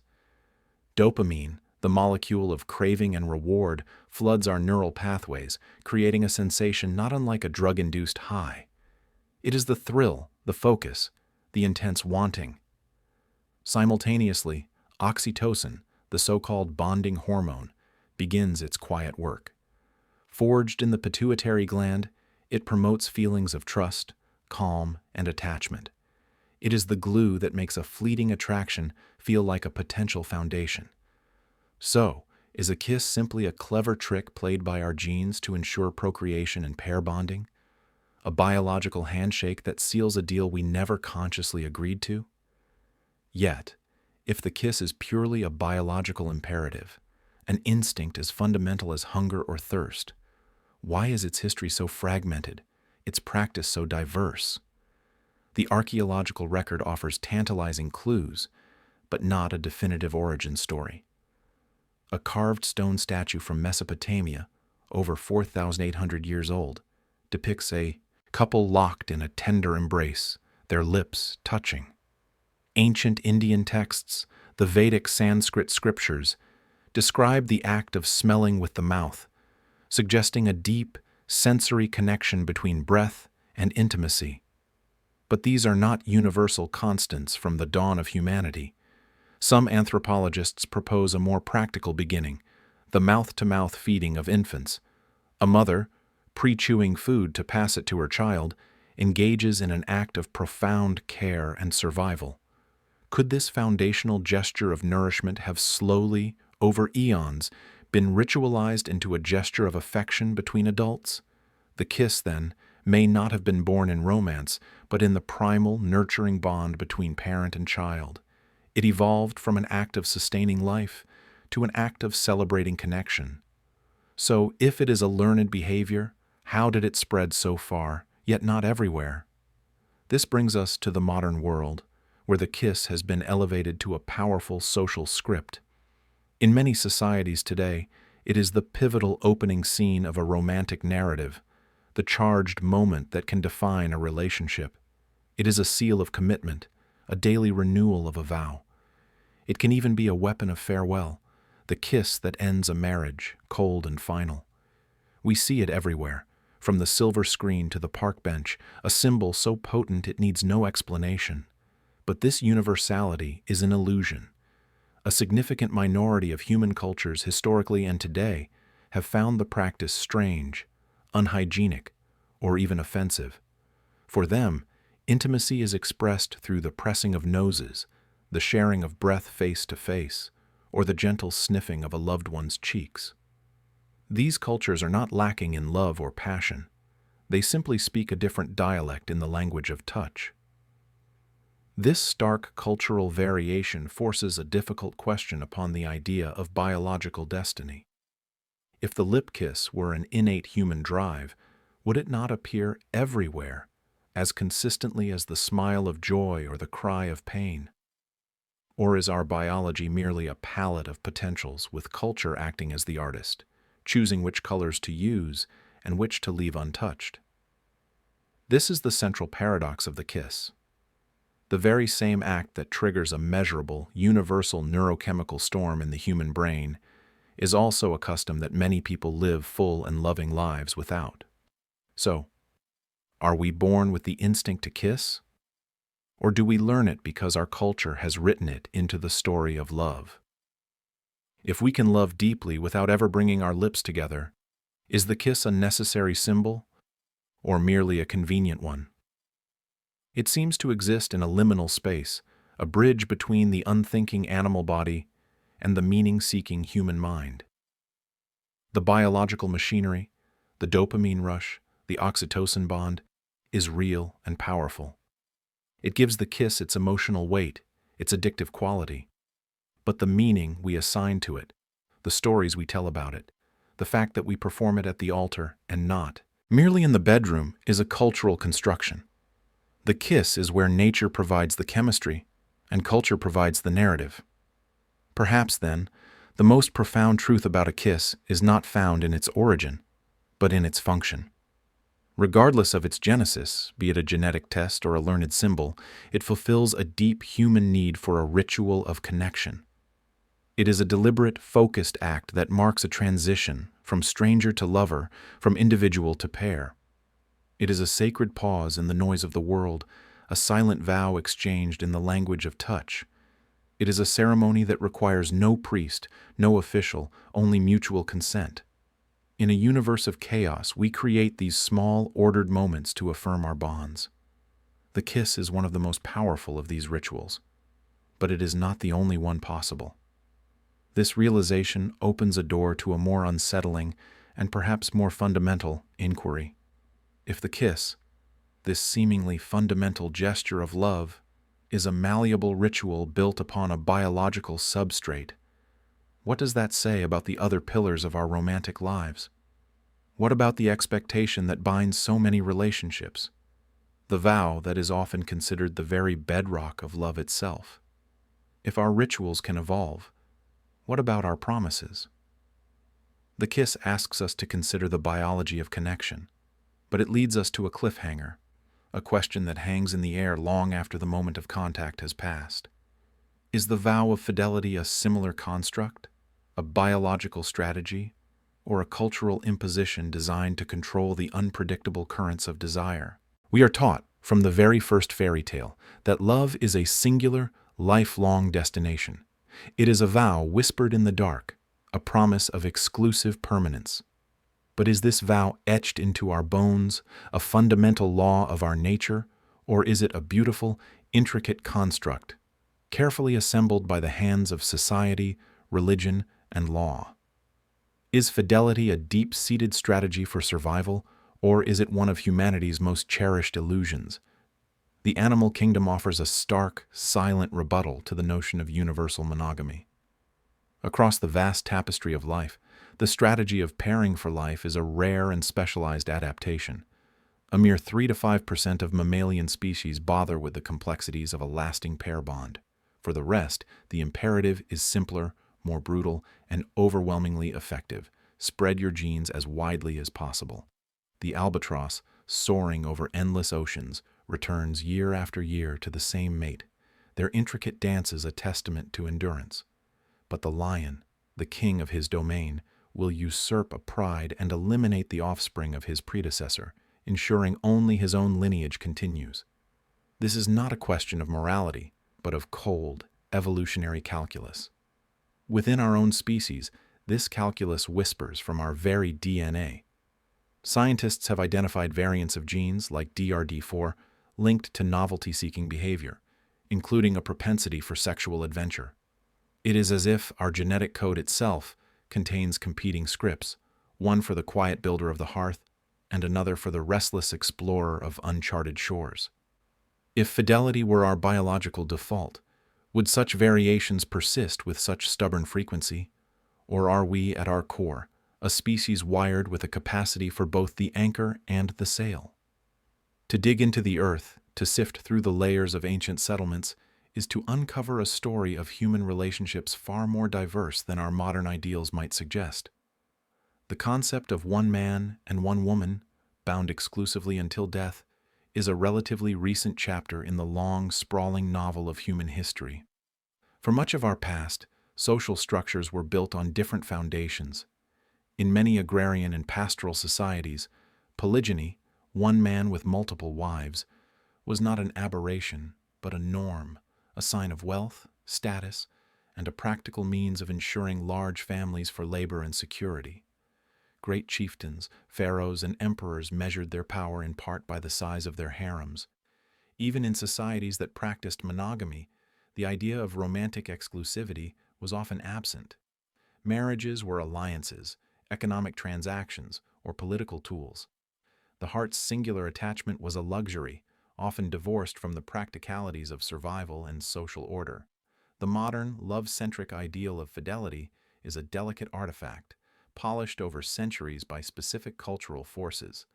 If our ancestors could see our obsession with soulmates and eternal vows, would they recognize it as progress, or as a peculiar and demanding cultural experiment? The modern world, then, becomes the grand stage where this ancient, complex biology meets a powerful, simplifying narrative. Our laws, our religions, and the quiet, immense pressure of social expectation all stand as guardians of the monogamous ideal. From marriage certificates to wedding vows, from religious doctrines to romantic comedies, the message is reinforced. True love is exclusive and forever. Yet the cracks in this facade are everywhere, and they glow with the light of undeniable human reality. Soaring divorce rates speak not of a failure of love, but perhaps of a failure of the unrealistic expectations placed upon it. The prevalence of infidelity, often conducted in a shadowland of guilt and secrecy, suggests a turbulent conflict between pledged ideals and persistent desires. And in response, some are consciously designing new models, open relationships, polyamory, attempting with painful honesty to negotiate a truce between social convention and individual need. These are not necessarily rejections of commitment, but rather radical redefinitions of what commitment can mean.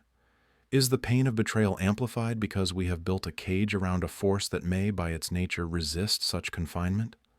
Yet, here lies the profound paradox.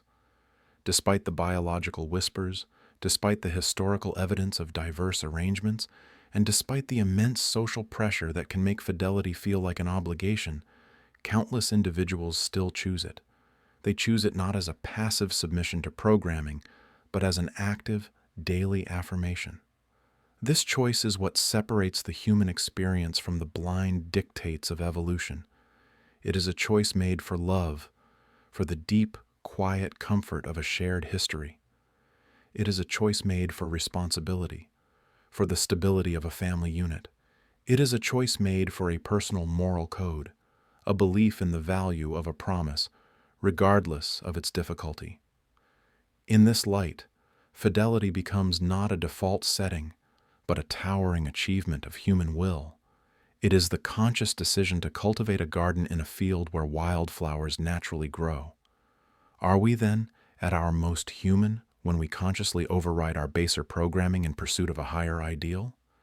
If fidelity is not a biological mandate but a conscious construction, a beautiful, difficult choice, then the entire architecture of lasting love requires a shift in perspective. It cannot be reliant solely on the fleeting intensity of feeling, on the hope that the initial spark will forever burn bright enough to ward off all temptation. A love that endures must be something more practiced, more deliberate. It is less a fortress discovered and more a city built, brick by brick, through shared effort, communication, and a mutual commitment to weathering storms. It is a skill to be honed, a discipline to be maintained, a story to be written together rather than a preordained destiny. This realization does not diminish the value of fidelity. It elevates it from a passive state to an active art form. But if this is the case, if love is a choice we make and remake each day, then what does that mean for the promises we make at the beginning, when we cannot possibly know the person we or our partner will become? And this very act of building a life together, of choosing each other, raises a deeper, more haunting question that lingers just beyond the horizon of this discussion.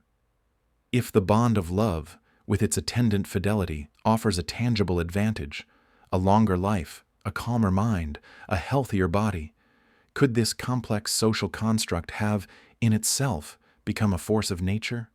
Could love, in all its forms, be not just a cultural artifact, but a participant in the great, silent drama of evolution? If loving bonds make us stronger, could it be that nature, in its infinite patience, has been quietly selecting for our capacity to love all along? If love makes us happy, healthy, and long-lived, then why is it that not everyone can love? Why does this state, which seems to offer such a profound biological advantage, feel so elusive to some, so treacherous to others? Is it possible that love, in all its aching beauty, was not a guaranteed inheritance from our ancestors, but rather a precarious gamble placed by natural selection, a strategy that works wonders, but only under the right conditions? Let us begin not with the heart, but with the body. Deep within the human brain, a quiet chemistry unfolds. When two individuals form a bond, a cascade of neurotransmitters and hormones floods the system. Oxytocin, the so-called cuddle hormone, promotes feelings of trust and attachment, while dopamine creates a circuit of reward and craving. Cortisol, the stress hormone, retreats. The immune system finds a stronger footing. The cardiovascular system settles into a more steady rhythm. From a purely biological standpoint, love looks like a masterful survival tool. It is a physiological cradle, rocking us toward longevity and resilience. An individual who is bonded is, statistically, an individual who is more likely to survive the immediate threats of the world and, crucially, more likely to ensure the survival of their offspring. Could this be the reason love persists? Is it simply an elegant piece of Darwinian software, hardwired to promote the replication of our genes? The advantage seems so clear, so logical, but if this bond is so beneficial, why does the circuitry feel so fragile, so easily short-circuited by fear or trauma? Is the capacity to love itself a heritable trait, selected for over millennia because it gave bonded pairs a slight edge in the brutal arithmetic of survival? To find an answer, we must travel back through the dust of centuries to a world far more immediate and dangerous. Imagine a prehistoric landscape where the night is not softened by electric light, but is a vast, echoing darkness filled with unknown threats. In such a world, a solitary parent with a helpless child is profoundly vulnerable. The division of labor becomes a matter of life and death, one to hunt, one to protect the hearth, one to gather, one to defend. Here, the emotional bond between individuals transcends mere feeling. It becomes the cornerstone of a practical alliance. The long-term pair bond, built on the foundation of what we now call love, may have been one of humanity's first and most crucial social inventions. Archaeological evidence suggests that hominid groups that fostered stable partnerships saw higher rates of juvenile survival. The child nurtured by two invested caregivers had a better chance of reaching adulthood, of passing on the very traits that inclined their parents toward connection. The family unit, in its most primordial form, becomes a fortress built not of stone, but of mutual commitment. But was this fortress the only design that worked, or simply the most common one? Did love, in this ancient context, have a single, universal shape? The modern world, for all its complexity, continues to echo this ancient biological refrain. Study after study paints a consistent picture. Individuals in stable, loving relationships tend to have lower rates of depression, anxiety, and chronic disease. They recover from illness more quickly and report higher levels of subjective well-being. The social fabric woven by love acts as a buffer against the slings and arrows of fortune. It is a safety net that catches us when we fall. This data seems to solidify the argument, to frame love as an unequivocal good, a direct contributor to a life well lived. The evidence from our labs and clinics appears to validate the whispers from our evolutionary past. It suggests that the cradle of connection still holds us, even in the midst of skyscrapers and digital screens. But does this data tell the whole story, or does it only illuminate the winners of love's lottery? This is where the narrative fractures, where a simple Darwinian tale reveals its complications. For if love is such a powerful and selected for advantage, why is the path to it not smooth and universal? Why are some people seemingly content in a life of solitude, their well-being undiminished, or even enhanced, by their independence? Look at the individual who thrives in their own company, whose creativity and peace seem to blossom outside the demands of a partnership. Consider the historical figures, the artists, the philosophers, the monks, who chose a path of celibacy or isolation and yet contributed profoundly to the human tapestry. This presents a fascinating counterpoint. Perhaps love is not a mandatory upgrade in the human operating system, but rather an optional strategy, a highly effective app that runs brilliantly on some devices, but causes others to crash. Evolution does not demand perfection. It often favors flexibility. It may have selected for a capacity, for deep bonding, but not necessarily a rigid requirement for it. In certain environments, or for certain personalities, the costs of pairing, the compromise, the energy expenditure, the vulnerability, might outweigh the benefits.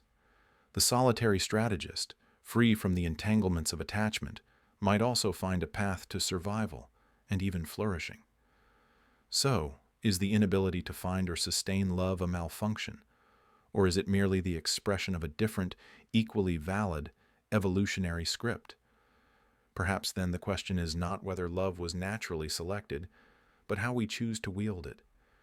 It may be less like an instinct we are powerless to resist, and more like a profound tool we have been gifted. A tool that can build shelters of immense strength, but one that requires skill, context, and a certain courage to use. It is a potential, a latent advantage waiting in our genes, not a predetermined destiny. Its power is real, its benefits documented by both science and lived experience, yet its necessity is not absolute. It is a path available to many, but the only path for none. This leads us to a quieter, more intriguing threshold. If love is this versatile, if its expression is so detachable from strict biological imperatives, then what forms has it taken in cultures that never built the institution of marriage? Can a society thrive without codifying romance into a contract? What does love become when it is not required to fit inside a ceremony or a certificate? In the mist-shrouded foothills of the Himalayas, along the shores of Lugu Lake, the Mosuo people have built a world where marriage, as most know it, does not exist. Here, in a society often called a kingdom of women, households are matrilineal, property is passed from mother to daughter, and men are uncles and brothers, not husbands or resident fathers in the traditional sense. Romantic relationships, known as walking marriages, are based on mutual affection, with partners meeting by night but maintaining separate homes by day. Children are raised by their mother and her extended family, enveloped in a web of care that is deep, stable, and unquestioned. They grow up healthy, loved, and secure. This reality poses a quiet, profound challenge to a global narrative. Is the love that binds two individuals, and the family unit they create, the only valid blueprint for human connection? Or have we, in our structuring of society, mistaken one particular vessel for the sea of love itself? The story of love, when traced back to its biological roots, is often told as a tale of evolutionary strategy. The narrative goes that pair bonding, the deep, lasting attachment between a male and a female, emerged as a solution to a specific problem: the profound helplessness of human infants. Unlike many mammals, our young require an exceptionally long period of nurturing. For our ancestors roaming the savannas, this created a vulnerability. A mother alone, occupied with a dependent child, would have struggled to secure enough resources for both. A committed partner, the story suggests, provided protection and provisions, increasing the odds of the child's survival. In this light, romantic love, with its powerful cocktail of chemicals like oxytocin and dopamine, can be seen as nature's ingenious glue, cementing a temporary alliance long enough to see the next generation through its most fragile phase. This is a compelling, logical story. But is it the whole story? Biology, it turns out, is not a rigid architect, but a flexible experimenter. The mechanism of attachment, the very drive to bond and care, is not a tool exclusive to romantic pairs. It operates just as potently along other channels: the fierce, unwavering bond between mother and child, the cooperative loyalty among sisters, the collective nurturing of a close-knit tribe. We see this in the animal kingdom, where species like elephants and bonobos thrive in matriarchal clans, where all adults share in the rearing of the young. The human capacity for love, then, may be less like a single narrow beam focused on a mate, and more like a diffuse, warm light, capable of illuminating an entire community. If the ultimate goal is the successful raising of a child, could a stable, multi-generational web of caregivers be just as effective or even more resilient than the intense but potentially fragile bond of a single couple? The biological imperative is the survival of the young, but the means to that end are surprisingly diverse. Perhaps we have over-celebrated the duo and forgotten the chorus. To understand how we arrived at our modern fixation on the marital pair, we must journey back to a time before fields were plowed and deeds were written. For the vast majority of human history, our ancestors lived as hunter-gatherers. The archaeological record, pieced together from burial sites, settlement patterns, and studies of contemporary foraging societies, suggests that many of these groups were organized around mother-centered bands. In these fluid, egalitarian societies, women were the stable core.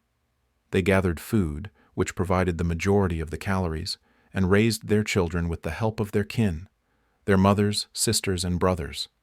Men, often related to the women by blood, contributed to the group's well-being through hunting and defense.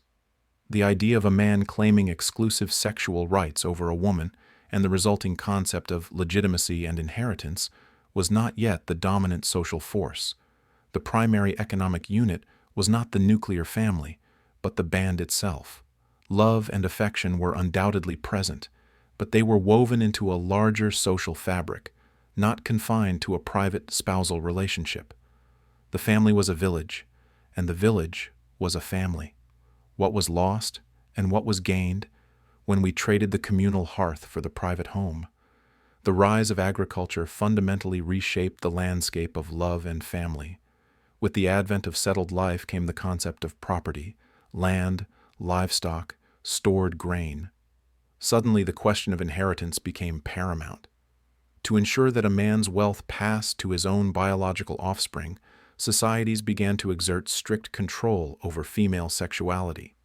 Marriage, in this new context, evolved from a flexible bond of affection into a formal contract, often between families, designed to guarantee paternity and consolidate resources.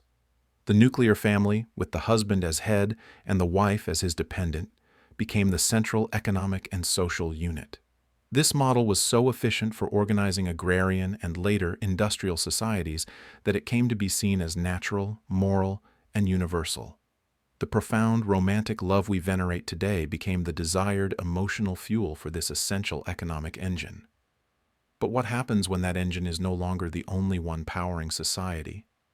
Our modern world is witnessing a quiet, persistent unraveling of that age-old structure. The 20th and 21st centuries have seen soaring rates of divorce, single-parent households, co-parenting arrangements between unmarried individuals, and the rise of chosen families within LGBTQ+ communities. Furthermore, a growing number of people are consciously choosing child-free lives, decoupling romantic love entirely from procreation. These are not aberrations but signals of a profound shift. They demonstrate that love, the deep, enduring commitment to another's well-being, does not require the vessel of traditional marriage to exist or to thrive. A single mother's love for her child is no less potent. The commitment between two friends raising a child together is no less real.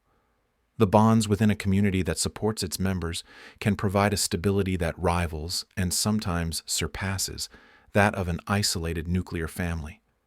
The form is changing, but is the essential function of love, to connect, to protect, to nurture, remaining steadfastly the same? Yet even within societies that lack formal marriage, like the Mosuo, the raw, complex emotions we associate with romantic love do not disappear. There is still affection, longing, and deep emotional attachment between visiting partners. And tellingly, there is also jealousy.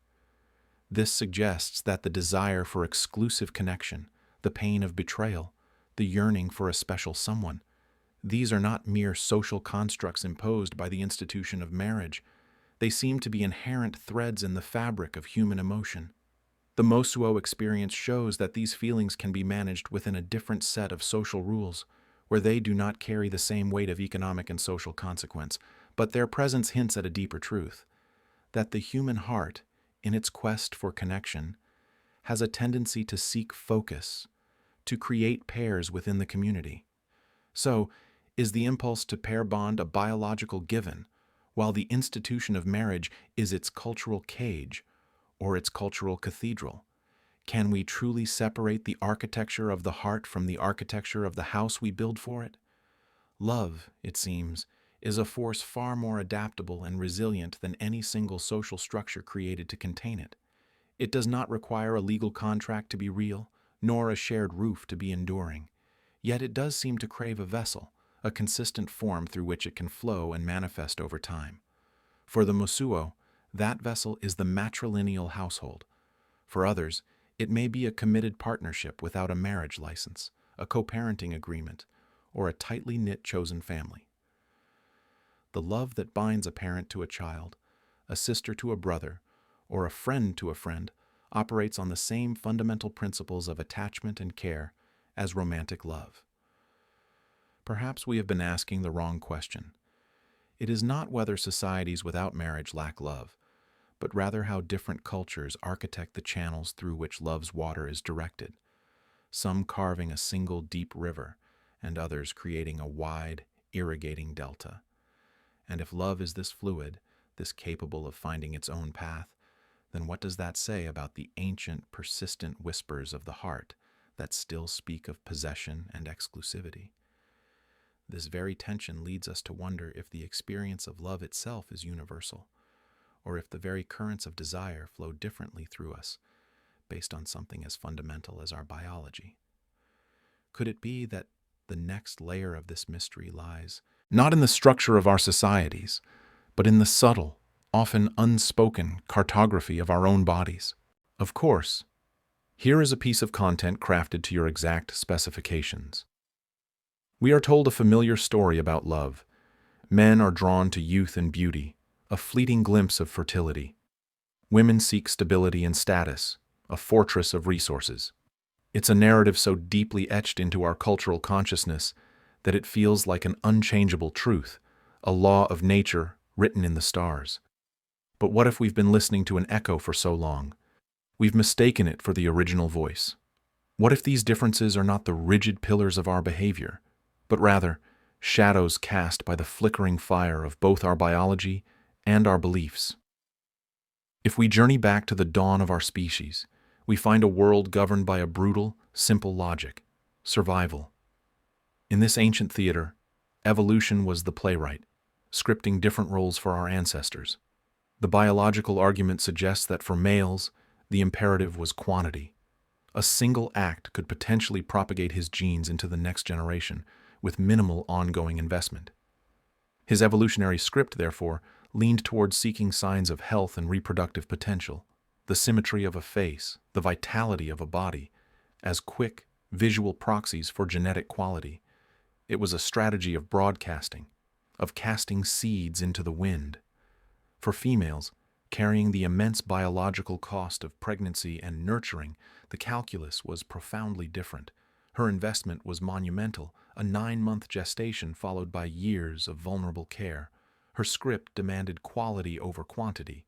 She became, by necessity, a shrewd investor, seeking not just genes, but evidence of commitment, of the ability to provide and protect, the steady hand that would help her child survive the unforgiving cradle of the prehistoric world.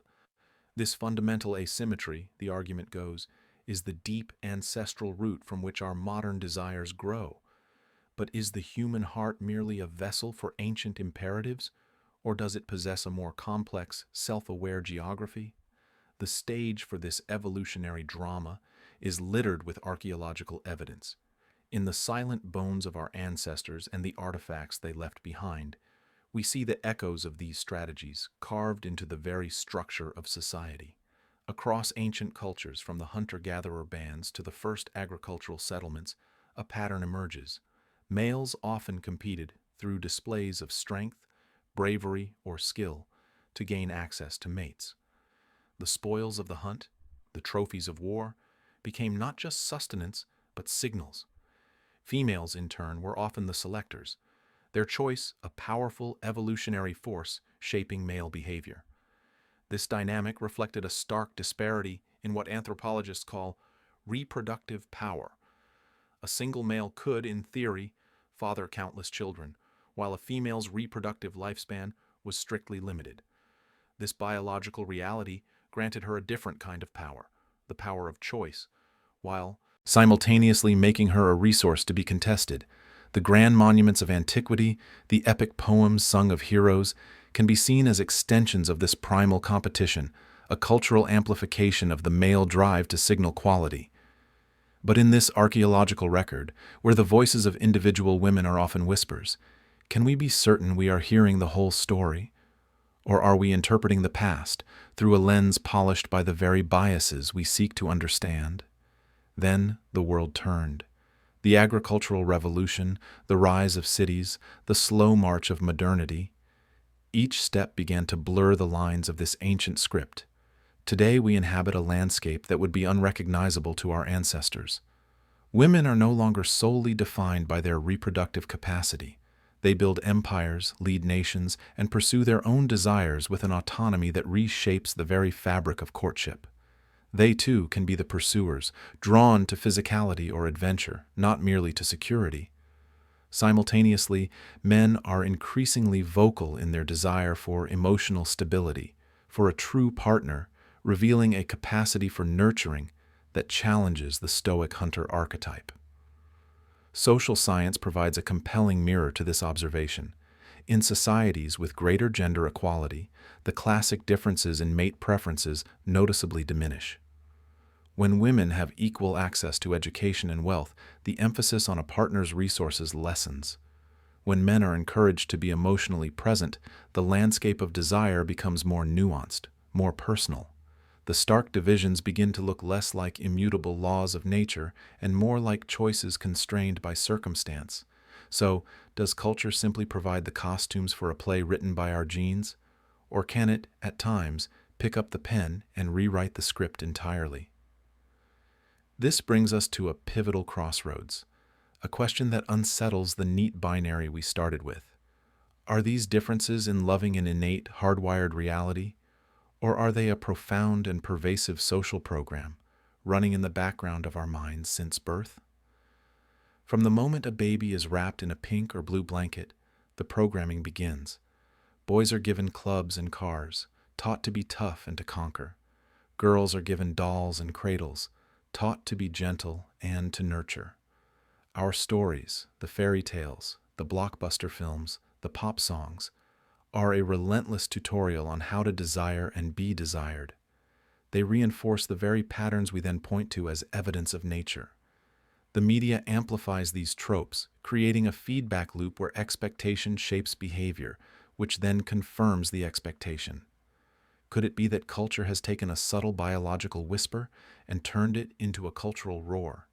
Have we, in our attempt to explain the differences between us, accidentally built the boxes we then feel compelled to live inside? The line between a biological predisposition and a culturally mandated performance becomes terrifyingly thin. If a man values appearance, is it an ancient instinct, or is it because he has been taught that his status is reflected in the beauty of his partner?